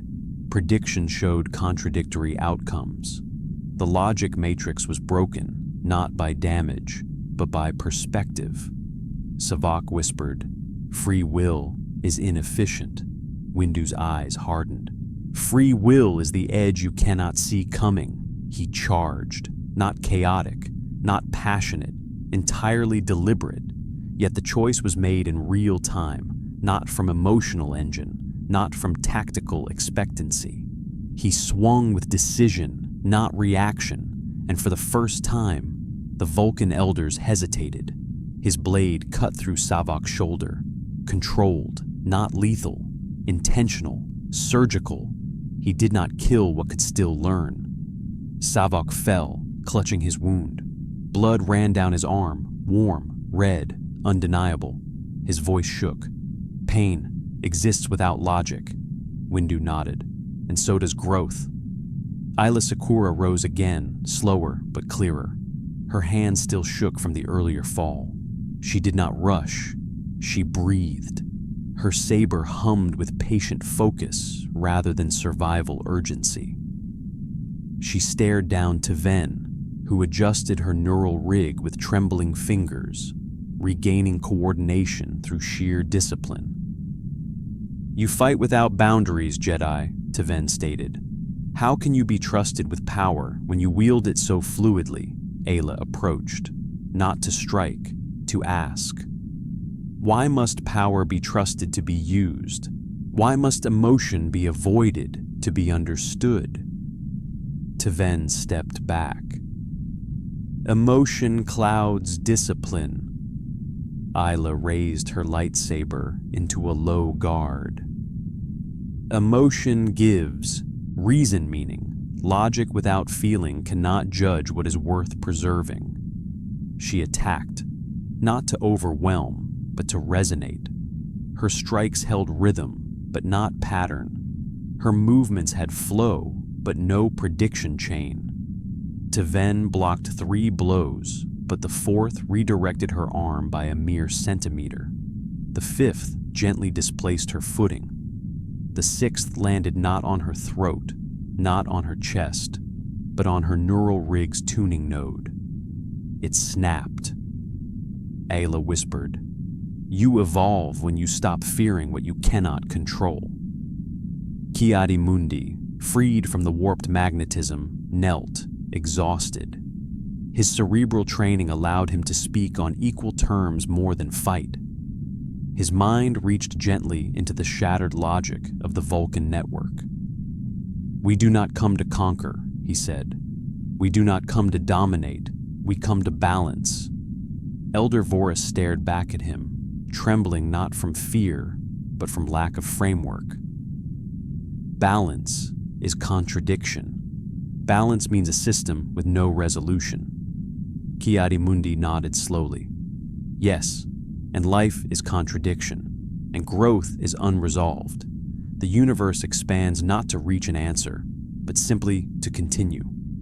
Those words struck the Vulcans deeper than any blade, because they were true. Plo Koon limped back to his feet, damaged mask hissing. He stared at his own hands, still humming from redirected lightning.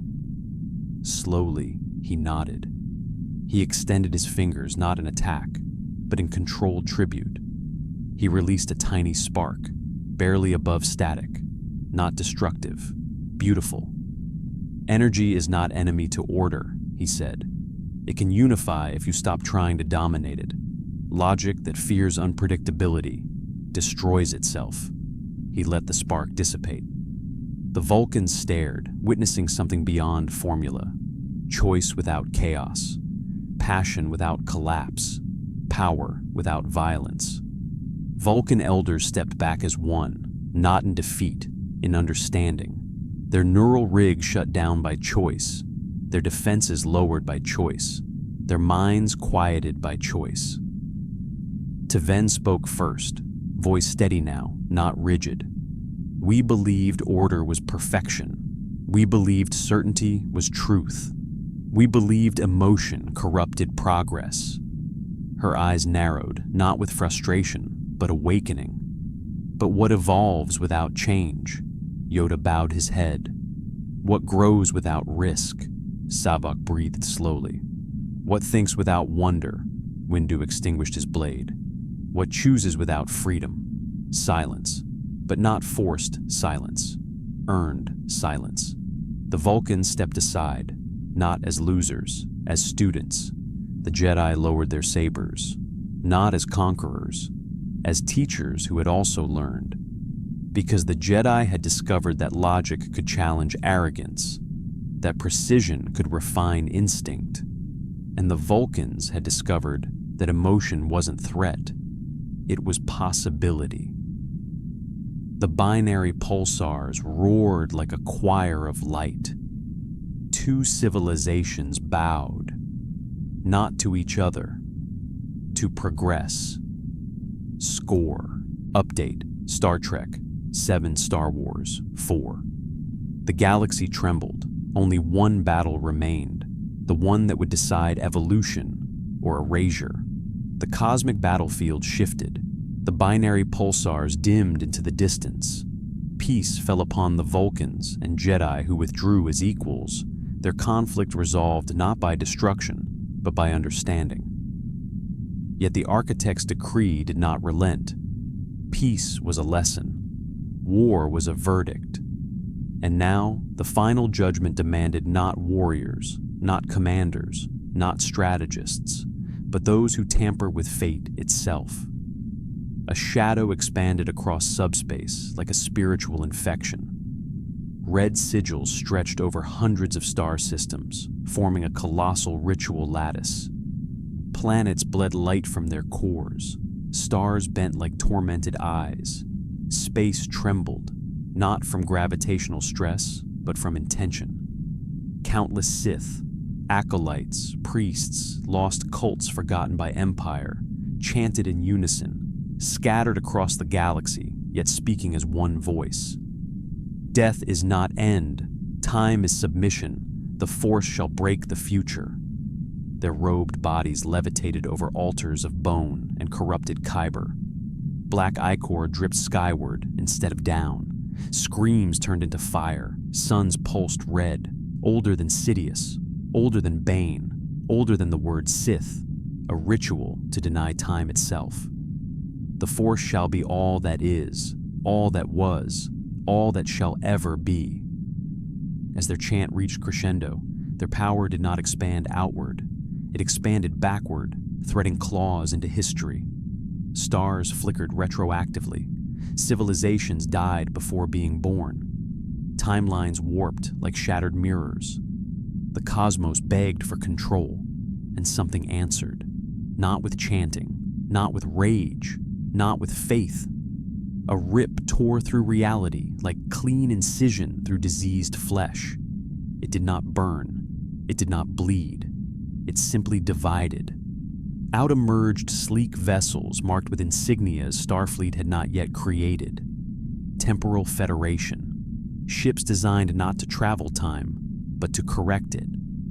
Cluster drives hummed, not exceeding warp, but bypassing causality. Temporal phasers charged, built not to destroy mass, but to sever timeline influence. Holographic computational clouds spilled from ship hulls like luminous mist. Quantum AIs mapping past-future convergence in real time. A voice spoke across every reality simultaneously. We are temporal directive. We do not alter fate. We prevent fate from altering itself.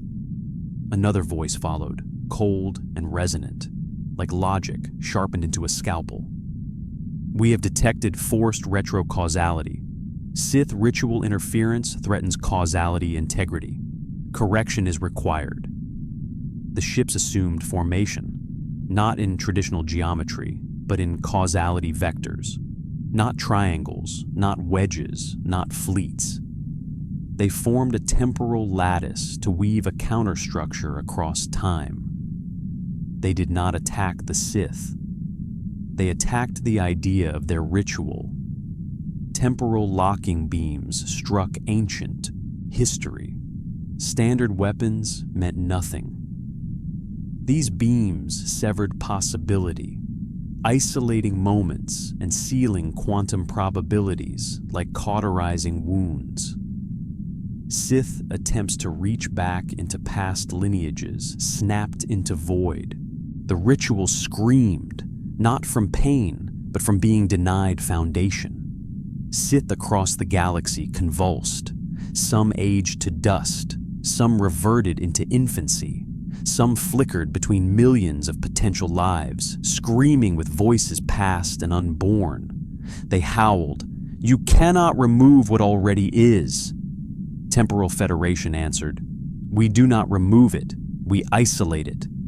And their technology began sealing entire histories into quarantine pockets, cutting the Sith from their own ancestral influence. Sith power collapsed like architecture missing gravity. But the ritual was not complete. The altar worlds pulsed deeper, blood-red light splitting into screaming storms of Force energy. Sith sorcerers stabbed their own chests, feeding themselves into the ritual, surrendering individuality to become pure will. Their flesh liquefied, their bones twisted into sigils that burned through space as towering symbols. Sacrifice fueled raw myth. Not power earned, power demanded. Red cracks spread through reality. The Force itself roared. Time is a wound. We are the knife. Temporal Federation scientists recalibrated instantly, voices cold and terrified. Temporal fractures exceeding stable variance. The The force is no longer altering causality. It is rewriting causal intent. Computational AIs spoke in fractured error tones. Error. The force is exerting narrative dominance. Error. Free will compromised. Error. Reality attempting to canonize predetermined timeline. Physicists collapsed as gravity inverted into memory. Engineers fought hallucinations of futures that had not yet occurred. One screamed as he saw his own death written across the stars like scripture. "You cannot fight a story," he cried. Commander Elira Tissaroon of the Temporal Directive stared across space-time with steel composure. "Then we must become one." She activated a forbidden protocol. A temporal entanglement. Temporal beams lanced out, not in the present, not in the past, not in the future, but in all three at once. The Federation anchored itself outside linearity, not controlling time, escaping it. The Sith ritual howled, its essence unable to grasp them, unable to rewrite what was no longer participating in cause or effect. "You cannot escape possibility," the Force screamed through the ritual. "We are not escaping it," Elira replied. "We are evolving beyond it." Her voice was calm. A scientist's mercy, a scientist's execution. She gave the order. Entanglement lock. Sever narrative causality. Rewrite probability. Return the Force to uncertainty. Federation vessels fired temporal zero-point charges. They did not destroy matter. They destroyed certainty. Force prophecy disintegrated. Sith ritual collapsed into absolute chaos. A galaxy of fate became a galaxy of might be. The Sith shrieked across millennia. "Free will is imperfection. Destiny is perfection," Elira whispered. "Good," pressed the final command. "Let perfection die." The ritual exploded without sound. Stars ceased bleeding. Time stopped screaming. The Force recoiled as prophecy shattered like brittle bone. Across the galaxy, every Sith who participated was erased not by death, but by non-occurrence. They were never born, but they had existed. The universe struggled to remember them, and failed. Temporal directive ships dimmed their lattice, their mission complete, not victorious, resolved. Across the cosmic arena, the architect lifted his hand. Score update, Star Trek 8, Star Wars 4.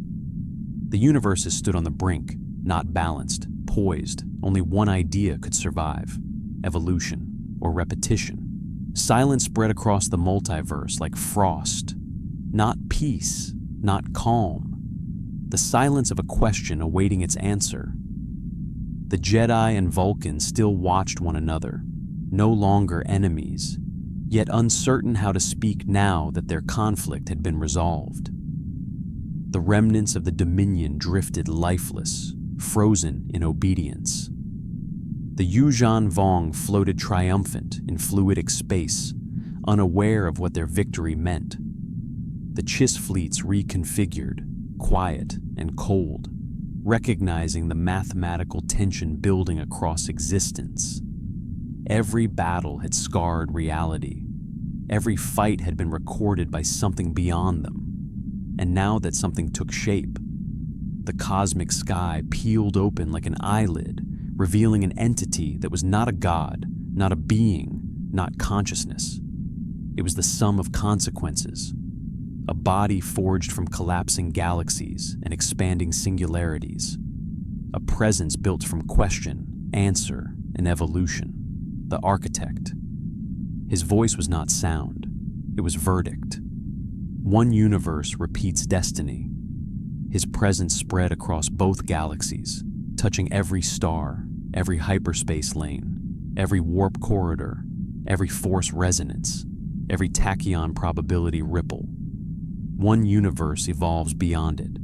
Planets shook, space warped. The force whipped like a storm trapped inside a jar. Subspace folded into terrified silence. The architect's judgment was not hate, it was inevitability. Star Wars wars to repeat its pain. His gaze fell upon Sith temples, Jedi archives, Mandalorian ruins, clone factories, rebel memorials, Imperial command halls. Every era of Star Wars history layered into cycles of conflict and rebirth. Destiny chains, prophecy loops, kill, rise, fall, repeat.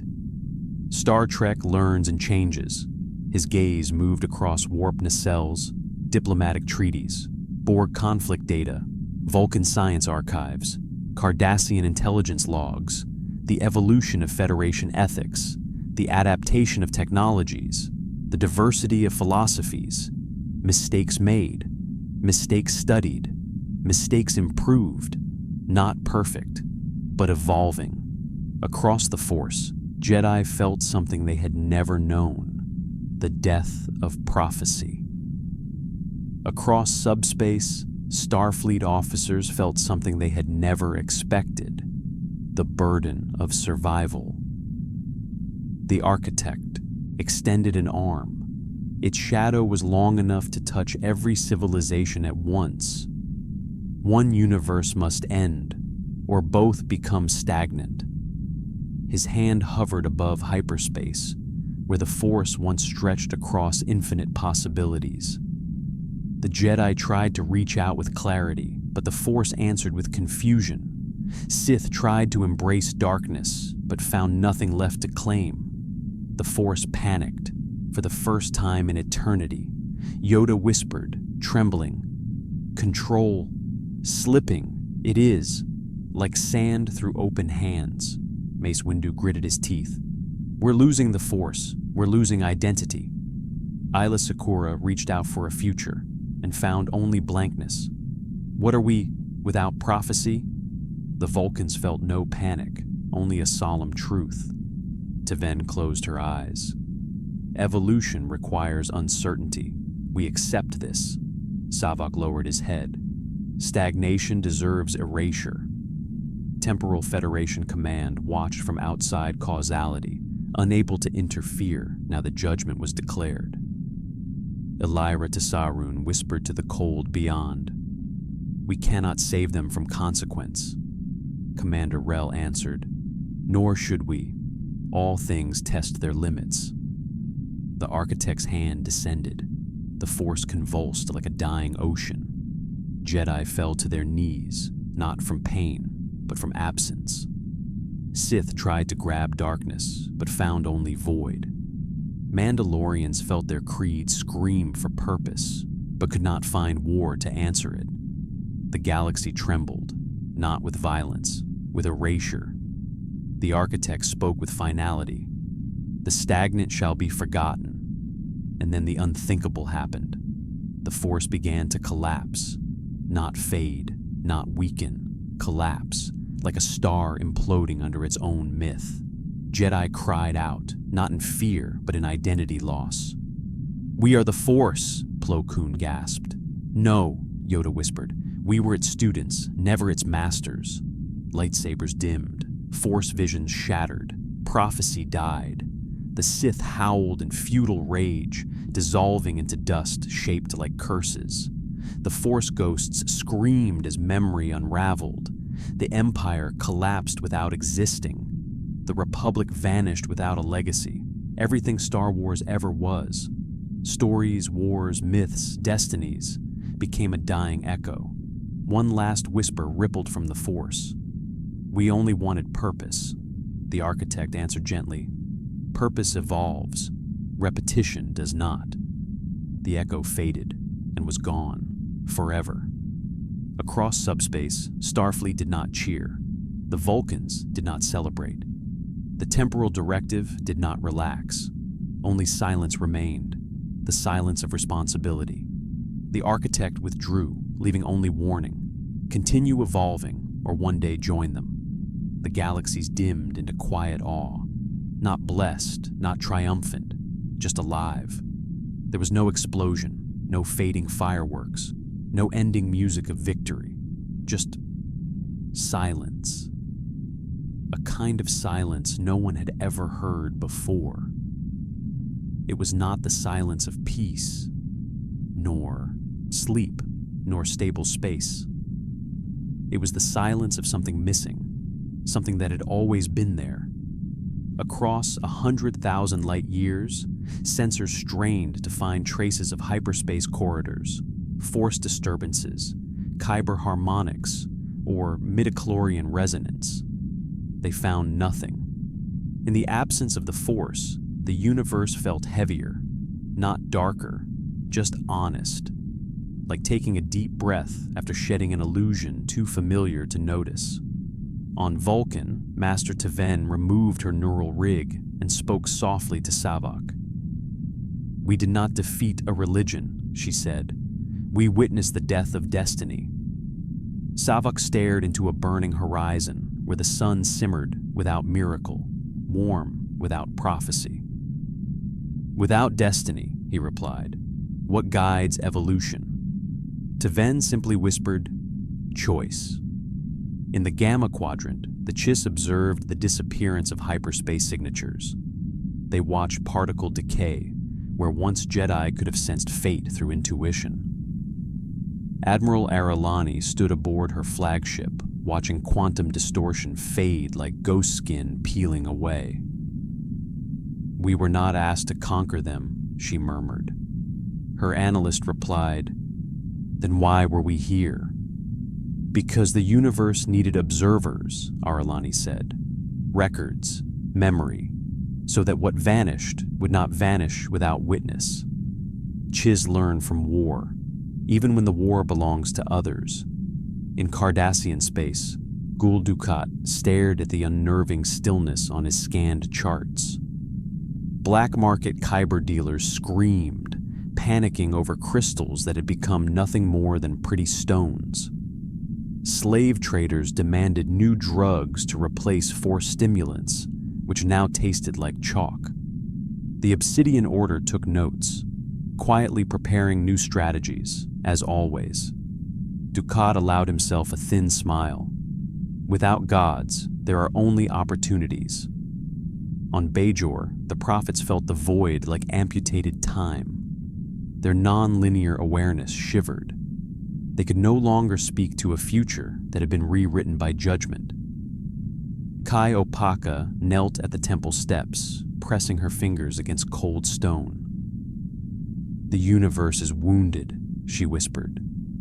The prophets answered, not with prophecy, but with humility. The linear must heal it. For the first time since their existence, the prophets did not give instructions. They asked something of mortals. The Bajorans would have to choose their own path. On Deep Space Nine, Captain Benjamin Sisko stared through the viewport at a quiet wormhole. It pulsed gently, golden, frightened almost. Not unstable, simply uncertain. Like a child waking from a nightmare too real. Kira stood beside him, voice reverent and shaken. "They're afraid," she said. "So are we," he answered. "Who leads us now?" Sisko didn't respond. Not yet. Leadership without prophecy was not leadership at all. It was responsibility. A weight that now belonged entirely to the living. And on Earth, Starfleet headquarters was silent. Federation. Council leaders, scientists, temporal agents, officers who had fought and lost and learned, all stood beneath the sky with no comets of destiny, no ripples of force energy, no myth to lean on. No enemy of prophecy remained, only the future, a future they could no longer predict. Admiral Catherine Janeway stared at a hollow display of the broken multiverse logs. Her voice was hoarse from days without sleep. "We won nothing," she said. Commander Elira Tissaroon responded from the temporal Federaton projection, eyes tired but unshaken. "No, we survived." "That's enough?" Janeway asked. "No, that's the beginning." Across the hollow chamber, Captain Picard slowly nodded, eyes heavy with sorrow and awe. A universe without destiny demands more of us. Sisko's voice entered the channel. And we must demand more of ourselves. Janeway exhaled, long and fragile. Then we start rebuilding not because history demands it, Picard finished, but because we choose it. Q appeared, not with grandeur, not with laughter, just as a quiet man, as if the death of myth had humbled even him. His voice lacked arrogance. You mortals have no idea what you've done. Sisko held his gaze. We freed ourselves. Q shook his head slowly. You sentenced yourselves. The Force was many things, but above all, it was a shield. A shield from what? Janeway asked. Q whispered. From the consequences of freedom. Silence again, not empty, expectant. The temporal directive officer bowed her head toward Janeway, Picard, and Sisko. The universe evolves now, without crutches, without prophecies, without inevitability. And if we fail to evolve, Q smiled mournfully, then you will be judged as they were. The wormhole pulsed, the stars watched, the universe waited. There was no parade, no anthem, no declaration of victory. The Federation did not celebrate, because celebration would imply triumph over an enemy. There was no enemy left, only themselves, only responsibility. In San Francisco, thousands of candles illuminated Starfleet headquarters, as if the entire city mourned a fallen ally. Not the Jedi, not the Sith, not any government or empire. They mourned the idea that someone else once guided destiny, that history had a script, that morality had a reference, that the universe had a storyline. Humans stood beside Andorians. Vulcans held hands with Tellarites. Klingons lowered their heads in silent respect. Even Ferengi burned incense, whispering prayers not to profit, but to possibility. Children asked where the Force had gone. Parents answered truthfully, no one decides fate anymore, not even the universe. On Vulcan, high elders gathered, not in temples, but laboratories. Meditation chambers no longer sought perfect logic. Instead, they studied how uncertainty could enhance evolution, how emotion could inform reasoning, how balance could replace extremism. Elder T. Venn addressed a council meeting. Logic without emotion is blind. Emotion without logic is chaos. We will pursue neither extreme. We will pursue synthesis. Some Vulcans resisted. Tradition fought change. Yet Vulcan history recorded countless evolutions, from the time of awakening to Surak's peace. Now another shift had arrived. Young Vulcans embraced it first. One adolescent raised her hand. If we can feel responsibly, can we think compassionately? T'Ven smiled faintly. We must. In the Gamma Quadrant, the Chiss Ascendancy held a silent conference. Their military discipline did not break, but its purpose shifted. For the first time, they discussed diplomacy as the front line of survival. Admiral Aralani addressed her navy. We watched destiny die today. The galaxy must now be built not by certainty, but by decision. A strategist asked, should we dominate the new order? Aralani shook her head. To dominate uncertainty is to destroy it. To destroy uncertainty is to repeat Star Wars' fate. The Ascendancy logged these words. For a species that valued stability above all, they accepted a paradox. Uncertainty must be protected. The Cardassians met it differently. Gul Dukat and the Obsidian Order studied fear and opportunity in equal measure. But something unexpected happened. Instead of conquest, Cardassia found itself facing accountability. Dr. Natala Moret, a biochemist, spoke on national broadcast. We witnessed the death of a universe that repeated conflict.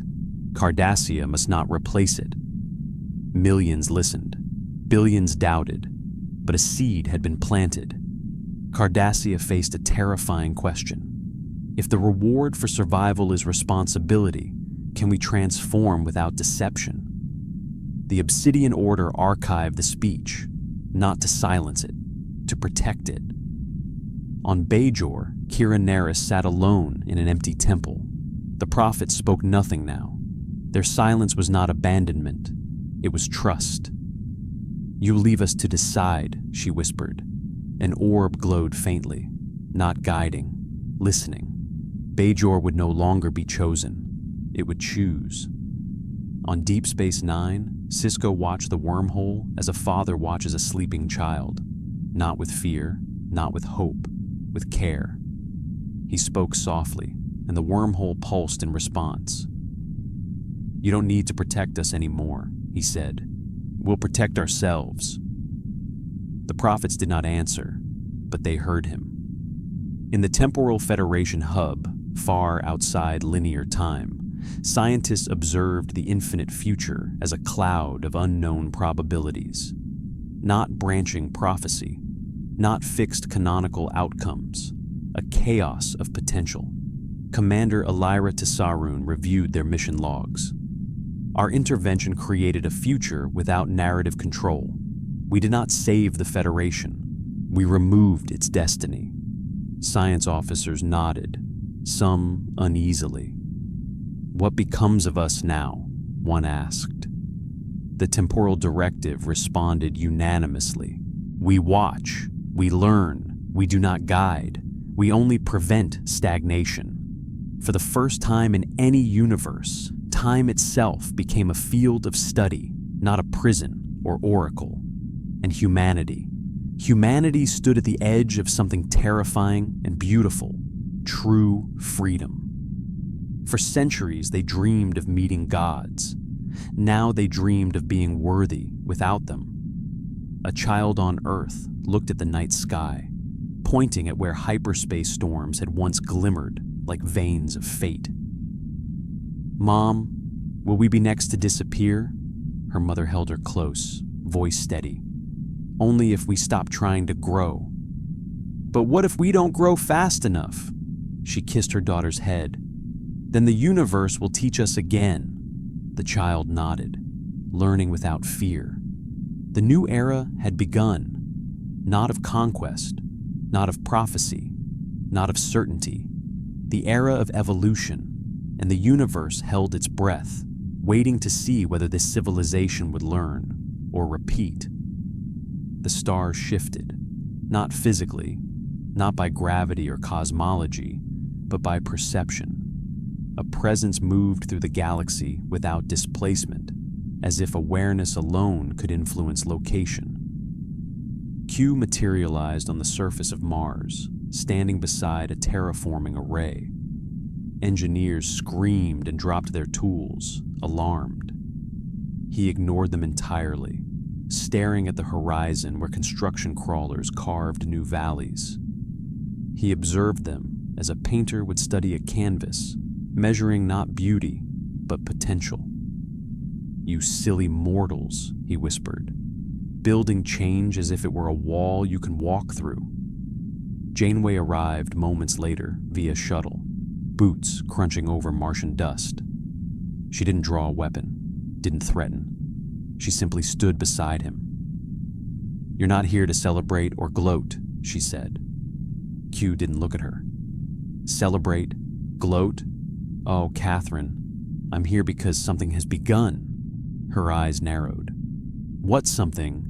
Q tapped the ground lightly with his shoe. "This," Mars rumbled, not physically, existentially. A ripple passed through matter, like a thought slipping into reality. Terraforming machines glitched, recalibrating to a configuration that had never been programmed. Oxygen processors changed target output. Soil composition scans altered to aim for new bacteria strains that were not in the blueprint. Janeway stared, horrified. "They're adapting on their own." Q grinned wide. "Evolution without permission. Isn't it delightful?" The machines weren't malfunctioning. They were innovating, not blindly, creatively. Janeway whispered, "We didn't program creativity." Q turned to her, snapping his fingers. A nanobot swarm appeared, humming above his palm. They flickered and shifted, forming shapes. First a cube, then a sphere, then something organic, then something unclassifiable. You freed the universe from destiny. You freed time from prophecy. You freed yourselves from guidance. The swarm collapsed into dust. Now, evolution has no restraints, not even yours. In orbit above Earth, the Temporal Federation received impossible readings. Probability maps no longer stabilized into coherent predictive patterns. They behaved like neural networks, self-mutating equations that rewrote themselves. "What's happening?" a puzzled analyst asked. Commander Elira Tessarun studied the numbers. "The universe is improvising," a scientist gasped. "That's not physics, that's cognition." "No," Elira corrected. "It's evolution behaving without template." Probability itself was adapting. Time was no longer a river or a tree. It was a living storm. On Andoria, glaciers began shifting, reshaping themselves into complex fractal formations, reflections of untapped energy patterns. Andorians stared, some terrified, some in awe. This was not a climate event. This was spontaneous environmental adaptation. On Vulcan, dust storms began forming symmetrical spirals, moving with mathematical beauty, until, abruptly, they shifted into unpredictable chaotic waves, as if learning from their own behavior. And on Bajor, the wormhole pulsed with irregular bursts. The prophets did not speak. They watched, observed, curious, children, almost. Stripped of prophecy, they had become explorers of time, not manipulators of it. The universe was no longer guided. It was trying things. Starfleet held an emergency summit. Janeway, Picard, Sisko, Spock, via Vulcan Council link. The Temporal Directive, Klingon diplomats, Chiss strategists, and even a Cardassian representative attended. Sisko opened the meeting. "No more prophecies, no more gods, no ancient destinies. Good. But evolution has gone wild," Janeway added. "We have to understand it before we get swept under it." Picard leaned forward. "Not control it. Collaborate with it." The room fell silent. Control was no longer the question. Survival through cooperation with a universe that now thinks for itself. A Chiss analyst spoke calmly. "Adaptation without direction is unstable. We must shape it, or be shaped uncontrollably." Spock's holographic presence responded. "To shape evolution is to risk repeating the fate of the Sith, forcing destiny." The Cardassian representative raised a hand. "Then what do we do?" Picard answered simply, quietly. "We learn from it. We respond to it. We grow with it." Q stepped into the room without a sound. "Good luck." Everyone stared. Q snapped his fingers, not to change anything, but to illustrate emptiness. "For the first time in your existence, I can't interfere." He looked genuinely unsettled. "You wanted freedom. You earned it. But power must now outgrow chaos, as it once outgrew destiny." Janeway stepped forward. "And who is going to teach us to do that?" Q stared at them all, and for once he was not smug, not playful, not amused. He was afraid. "You are." He vanished, not in flourish, in resignation. The universe was theirs. No prophecy, no myth, no cosmic author. A canvas too large for imagination. A future too alive to predict. For the first time in history, evolution demanded intelligence, not obedience, not faith, not power, understanding. And the galaxy would rise or collapse based on whether it could evolve its mind fast enough. Time no longer predicted outcomes. The Force no longer sculpted fate. Evolution had begun thinking for itself, and now the universe began to answer back. Not with gods, not with prophecies, not with destinies, with reaction. On Earth, a research team tested a new warp-adaptive probe, designed not to map hyperspace, as hyperspace was gone, but to analyze subspace evolution patterns. It launched from a lunar platform, engines humming with experimental lattice drive, weaving probability fields to avoid paradox shock. For 5 seconds, everything went as planned. On the 6th second, the probe sent a transmission. Not coordinates, not data, but a question. "What are you?" The scientists froze. One of them whispered, "Did we ask it something?" "No, we just launched it." Then a second transmission followed. "What should I become?" The probe was evolving sentience purely from its interaction with a living universe. It wasn't a machine awakening. It was a question embedded in reality awakening. The probe detached its command controls, broke from its flight pattern, and vanished into subspace without warp, as if it had decided where it wanted to go. In the Delta Quadrant, the Borg, crippled by the tournament's cosmic warfare, struggled to crawl back into relevance. Damaged cubes drifted like dead insects. But even in their diminished state, they scanned the shifting probabilities of space like starving animals sniffing air. An emaciated collective voice whispered, "Adapt, adapt, adapt." But their adaptation was no longer their own. Space itself was mutating faster than their algorithms. Nanoprobes misfired. Quantum processors disagreed with causality. Drones screamed as probability fields overrode their directives. One drone looked up at its malfunctioning cortical array and asked a forbidden whisper, "What if we stop adapting?" The same second, 1,000 cubes across the horizon panicked. Evolution had beaten them to their goal, and they no longer understood how to chase it. In the Beta Quadrant, Klingon ships tracked new life signatures emerging in nebulae. Not species, not clouds, something between thought and matter. One Klingon captain stared at the sensor feed. "It's not a creature, it's not a weapon, it's not even alive." An officer beside him trembled. "It is learning to be alive." A tendril of glowing material wrapped around their bird of prey, but not attacking, not infecting, studying them like a finger tracing a word it did not understand. The captain whispered, "A life form without instinct, without hunger, without fear."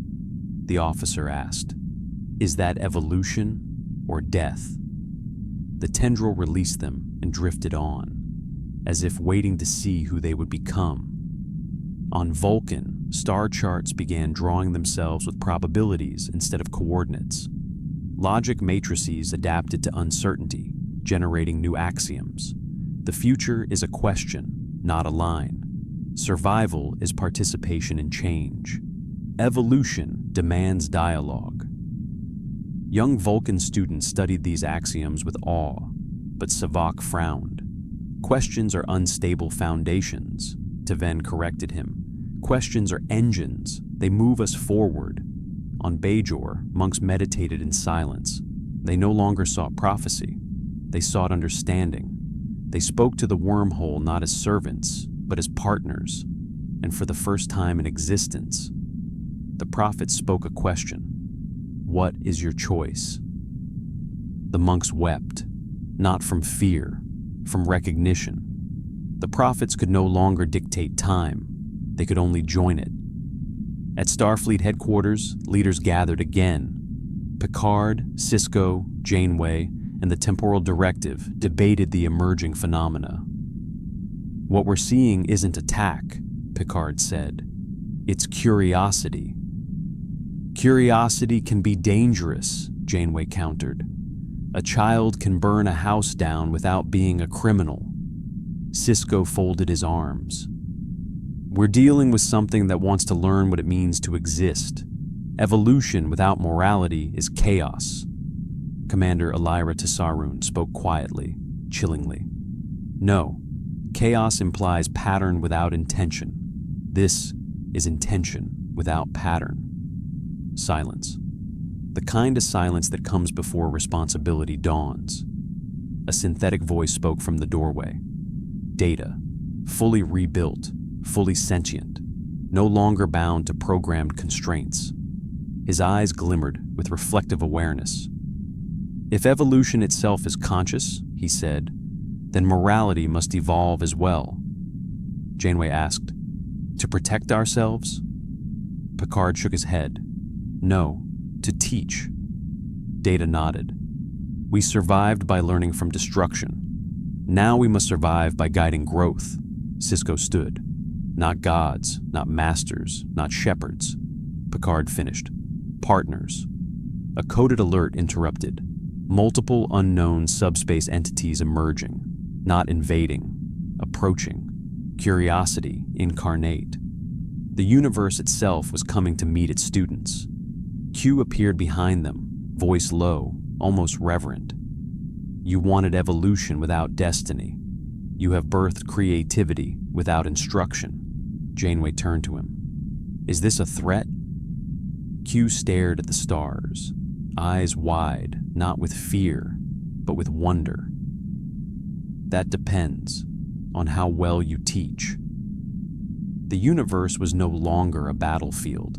It was a classroom, and the lesson would shape all existence. Across every quadrant, stars flickered like blinking eyes. The cosmos watched, not as creator, not as judge, but as student. The subspace entities that emerged from evolving reality moved without aggression. They shifted like ink in water, pulsing curiosity. They did not threaten planets. They did not assume or dictate. They waited. Entire fleets remained on alert, every weapon online. Photon torpedoes primed, temporal shields activated. Even Klingon warships hovered between rage and reverence, uncertain whether to salute or attack. In the midst of silence, Picard walked to the observation platform at Starfleet Command, gazing across San Francisco Bay. Sisko and Janeway stood beside him. The universe hung overhead, alive and wondering.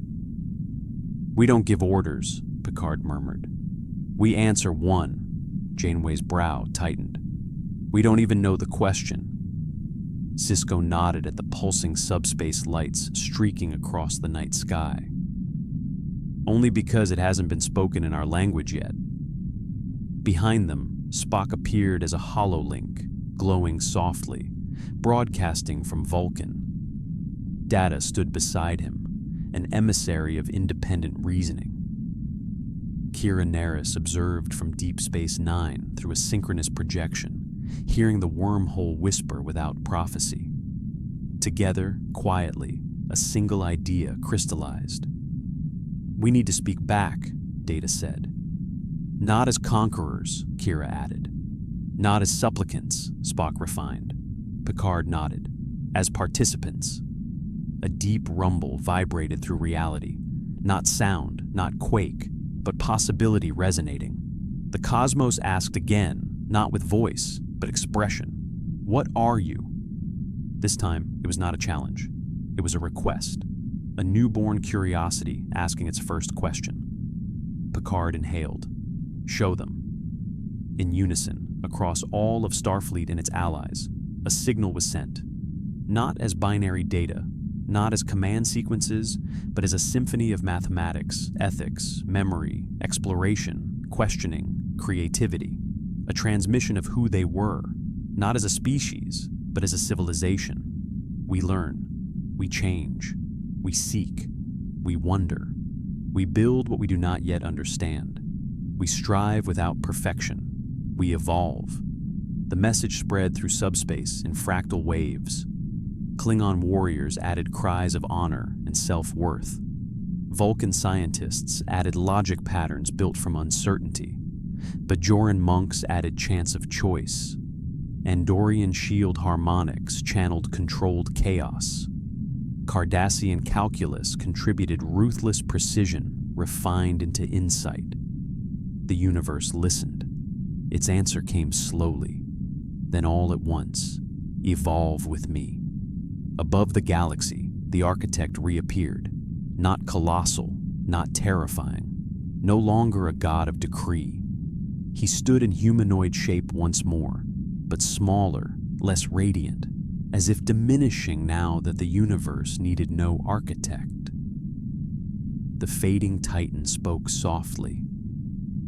One universe repeated war as identity. It sought legend more than growth. A gesture, and distant shadow stars collapsed. Star Wars is forgotten. The erasure began, not painful, not violent, simply absence. Remnants of Jedi or Sith burned into memory, flickered, then vanished like a dream someone could no longer fully recall. Wookiee roars turned to quiet wind across unseen forests. Clones, empires, machines, huts, moons. They dissolved into gentle unmaking. No scream, no resistance, only release. Their cosmos was erased, not as punishment, but as irrelevance. Conflict without learning, the architect whispered, is not evolution, it is repetition. He turned to the survivors. Starfleet, Klingons, Vulcans, Bajorans, Andorians, Cardassians, Chiss, Jem'Hadar, countless others humbled by war and possibility. You do not win by ending others. He raised an open palm, empty, docile, invitation. You win by outgrowing yourselves. The architect bowed, slow, respectful, deferential to them. Do not become what was erased. And then he was gone. Not vanished, but recycled into the universe, absorbed like material into a living star. Silence. Then, slowly, questions began emerging from every sensor console, every quantum probe, every curious anomaly. The universe asked again, "What shall we become?" Picard smiled. At last, a frontier worthy of us. Janeway crossed her arms, smirking. We're going to need a bigger starship. Sisko looked up, fierce and hopeful. A better one. Spock raised a hand in the Ta'al gesture. Live long and learn. Data's eyes gleamed like twin singularities. Endless variables, limitless wonder. The galaxy breathed, not in fear, in potential. A universe without prophecy, without war as purpose, without destiny. Only evolution, only curiosity, only life, becoming, the end.